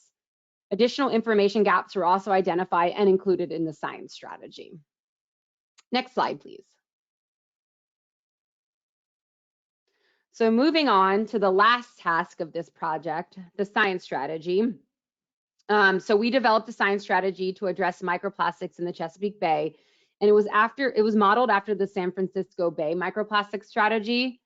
This strategy was intended to be a starting point to develop research priorities, monitoring efforts, and policy development, and designed to be a living document and updated as new information develops and new research gets published.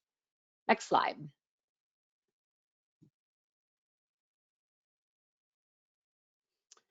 In order to develop some recommendations and strategies to start addressing and monitoring microplastics, we posed some management questions to the Plastic Pollution Action Team to get feedback on the priorities needed and strategize how to create a plan to address these issues. The questions we asked in order to facilitate and encourage discussion were, how can government and resource managers develop sound policies to reduce plastic pollution and assessing the economic impacts? What health risks are posed by microplastics? What are the sources, pathways, composition, and fate of microplastic loading to the Chesapeake Bay? And what management actions or policies may be effective in reducing microplastic pollution? Next slide.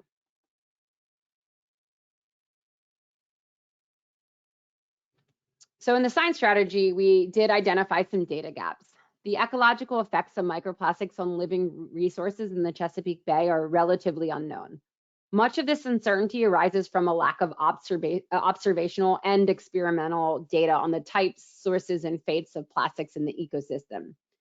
With a couple exceptions, there's a lack of studies on the size distribution and associated contaminant characteristics of microplastics within the Chesapeake Bay. And it's an important knowledge gap that hinders our understanding of the toxicological effects of microplastics in the Chesapeake Bay. Overall, Directed studies on the prevalence, intensity, and effects of microplastic contamination on focal species, their prey, and the environment are needed in order to support robust ecological risk assessments in the future and continuing developing our understandings of risks of microplastics to humans as well in the Chesapeake Bay ecosystem. Next slide. Four summarized recommendations that came out of the science strategy were: 1, integrating microplastic monitoring into the existing Chesapeake Bay watershed monitoring framework. 2, continue to research microplastic pathways that may affect living resources, especially ones on iconic or identified species within the Chesapeake Bay Agreement. 3, making sure that the region can support microplastic research with adequate infrastructure in place and capacity for staff. And 4, continue to support the Plastic Pollution Action Team and its projects. Next slide. Overall, the project and its tasks led the team to a few conclusions. First, microplastics are ubiquitous and seen in both tidal and non-tidal waters. Next, the consensus is that the plastic pollution is widespread but unquantified.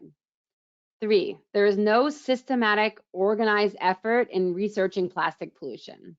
4, the ecological risk assessment demonstrated evidence that microplastics could impact valuable resources like the striped bass, and more research into diets and trophic transfers are needed to accurately estimate those effects.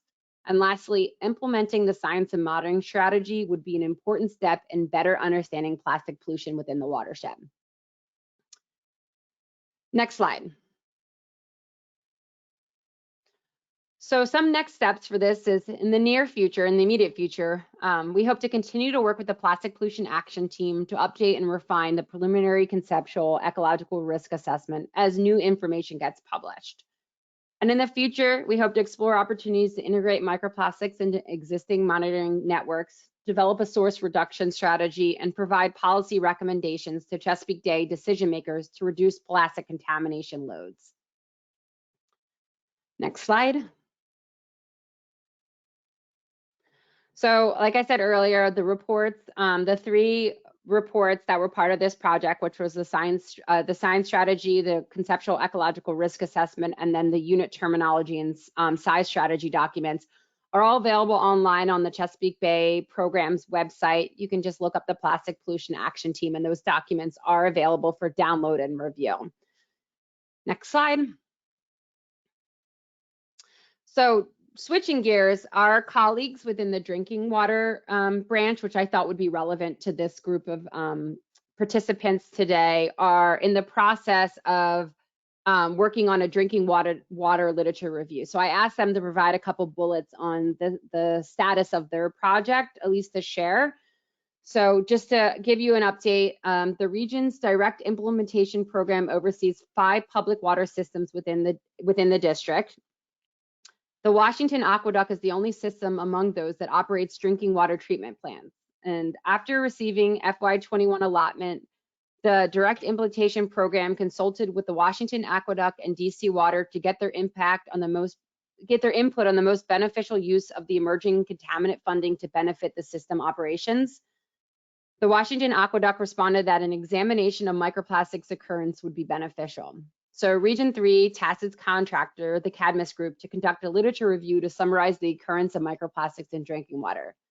The report, which is currently in draft, discusses removal efficiencies in the conventional drinking water treatment process, sampling, analytical and identification methods, health effects, and future research needs. The report is currently under review, but myself or Virginia Vassilotti can help share the results of that when the report is considered final. And if you have any follow-up questions regarding the drinking water literature review, we can certainly connect you with the right folks. So I will say next slide, which is my conclusion slide that has my contact information. If you have any questions about the Trash-Free Waters program, the Plastic Pollution Action Team, please feel free to call me or email me. I'm available. And with that, I will end.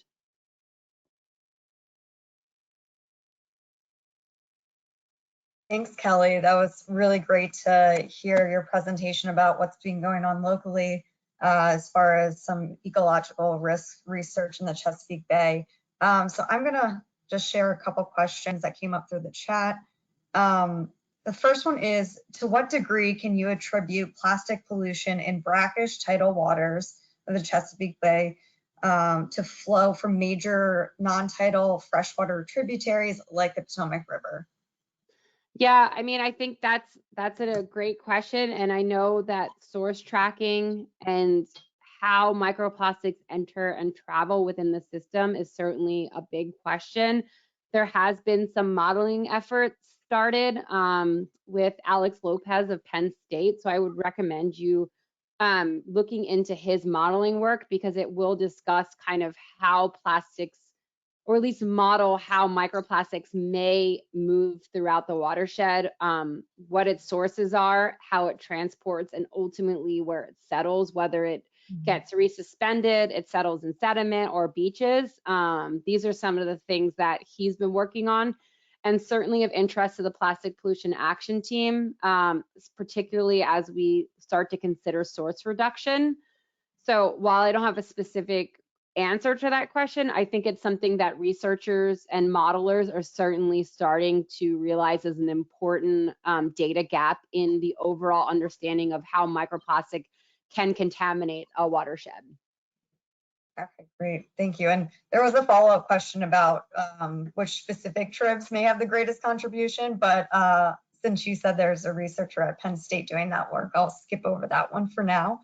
Yeah, I mean, I think we know that we saw in the Trash-Free Maryland study in 2015 that there were higher concentrations around urban and suburban areas. So certainly, you know, tributaries that might have more development, obviously seemingly might be a larger source of plastics, but that still doesn't even answer how they move throughout the system. So these are very important questions that I think are, you know, questions at a global scale as well. And hopefully, you know, as more modelers take interest in this and we have more information on sources, we can better track how they move and like where they're coming from. But certainly, you know, preliminary information, the Chesapeake Bay shows that, you know, concentrations around urban and suburban areas are seemingly a source, or at least a place where plastics are found. Thank you. And then one last question here is the goal of this ERA to link exposure and impacts of microplastics to the endpoint organism? If so, how are additional stressors considered? For instance, stressors may change significantly among geographical and temporal scales, presenting challenges for determining cause effects. Bayesian networks are being used in San Francisco Bay to address the issue. Are similar techniques being applied there? Yeah, so great question. I have to caveat and say, like, you know, this was a very early first preliminary conceptual ecological risk assessment crack at better understanding, you know, potential impacts plastics might be having, microplastics, nanoplastics might be having on resources. So certainly to say that as we change in latitudes, you know, diets may change. So this particular risk assessment was very much limited in geographical scope to the Potomac River.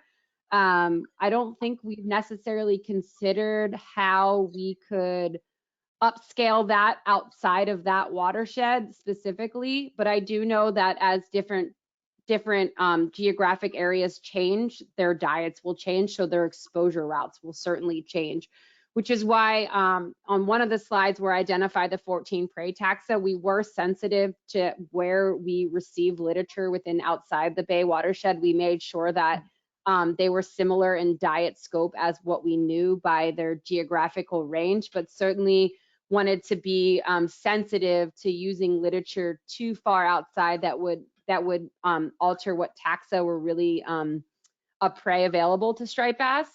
So certainly something we're considering, but you know, this was kind of set to us by the Chesapeake Bay Management Board. So our focus at this point is very specific to resources and sub watersheds within the Chesapeake Bay for the Plastic Pollution Action Team, but certainly EPA and, you know, other folks would be interested in expanding risk assessments and what conclusions we can draw within outside of that subwatershed, and something we certainly are considering within our research and our literature choices. I'm not sure if I fully addressed that, Scott. Did I answer that appropriately? I think you did. Okay. Yeah, we do have just like 5 minutes left, so we'll turn it back over to Martin to facilitate additional Q&A with amongst the panelists. So Martin, if you're there, I'll let you take it away for that. And thanks again, Kelly. We really appreciate your time presenting here today. Thank you. Yeah, thank you very much, Kelly, and also Virginia. We appreciate your presentation and the moderation of the questions. There is only a very few minutes left, and I don't have a lot of questions. I think I wanted to ask one myself, which is kind of open-ended, and there probably is not an answer for it, but if any of the presenters would like to offer something, that would be great. You know, in the drinking water source protection world, I'm trying to circle back to where we started. We all know that source control is better than treatment. So what is the main source of plastic pollution in the Potomac River, and is there a way to reduce the load? So I'll just throw that out there. If anyone would like to guess an answer, that would be great.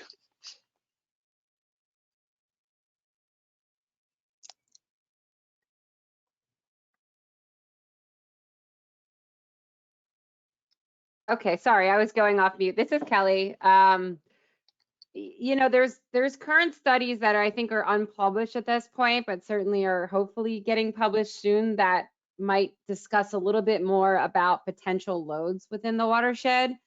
But, you know, looking back at one of my slides, from 2015, some of the different surface water particles that were identified, fragments and film and fibers were the top types of microplastics, and then I believe it was polypropylene and polyethylene were the two most common compositions. So we certainly could look at polyethylene and polypropylene and what some of the types of plastics there are, like if there are soda bottles or plastic bags or things like that, like single source plastics that might be able to kind of identify. But source tracking is certainly a key point into doing land-based source reductions and behavioral changes on land-based activities to stem the flow of plastic pollutions from entering waterways.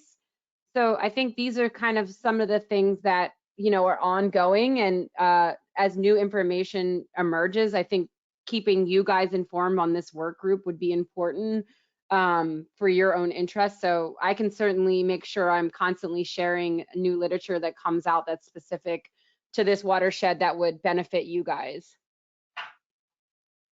Well, that's great, Kelly. Thank you so much. That actually brings me to the concluding remarks. I've got a couple of minutes left. You know, I wanted to outline what the next steps would be, and obviously the Contaminants of Emerging Concern Work Group and the Microplastics Subcommittee in particular are going to continue tracking these very recent findings, you know, new research going on. We'd like to figure out if it's appropriate at this point to be even thinking about a monitoring program, and so we'll be thinking about those issues. On a practical side, you may have noticed in the panel that this workshop was being recorded, and it will be made available at some point through the Potomac Partnerships website, and there'll be a link, I believe, to a YouTube video channel there. If you don't know it, the URL for Potomac Partnership is Potomac DWSPP. That's the Potomac DWSP, all one word, .org, O-R-G. So that's where I think you'll be able to find or refer back to this when the time comes. So with what little time I have left, I really just wanted to say a very big thank you to all four of our presenters, and you know, thank you for coming to join us at from the Pacific coast and from Canada and Philadelphia and all over the country. This is great.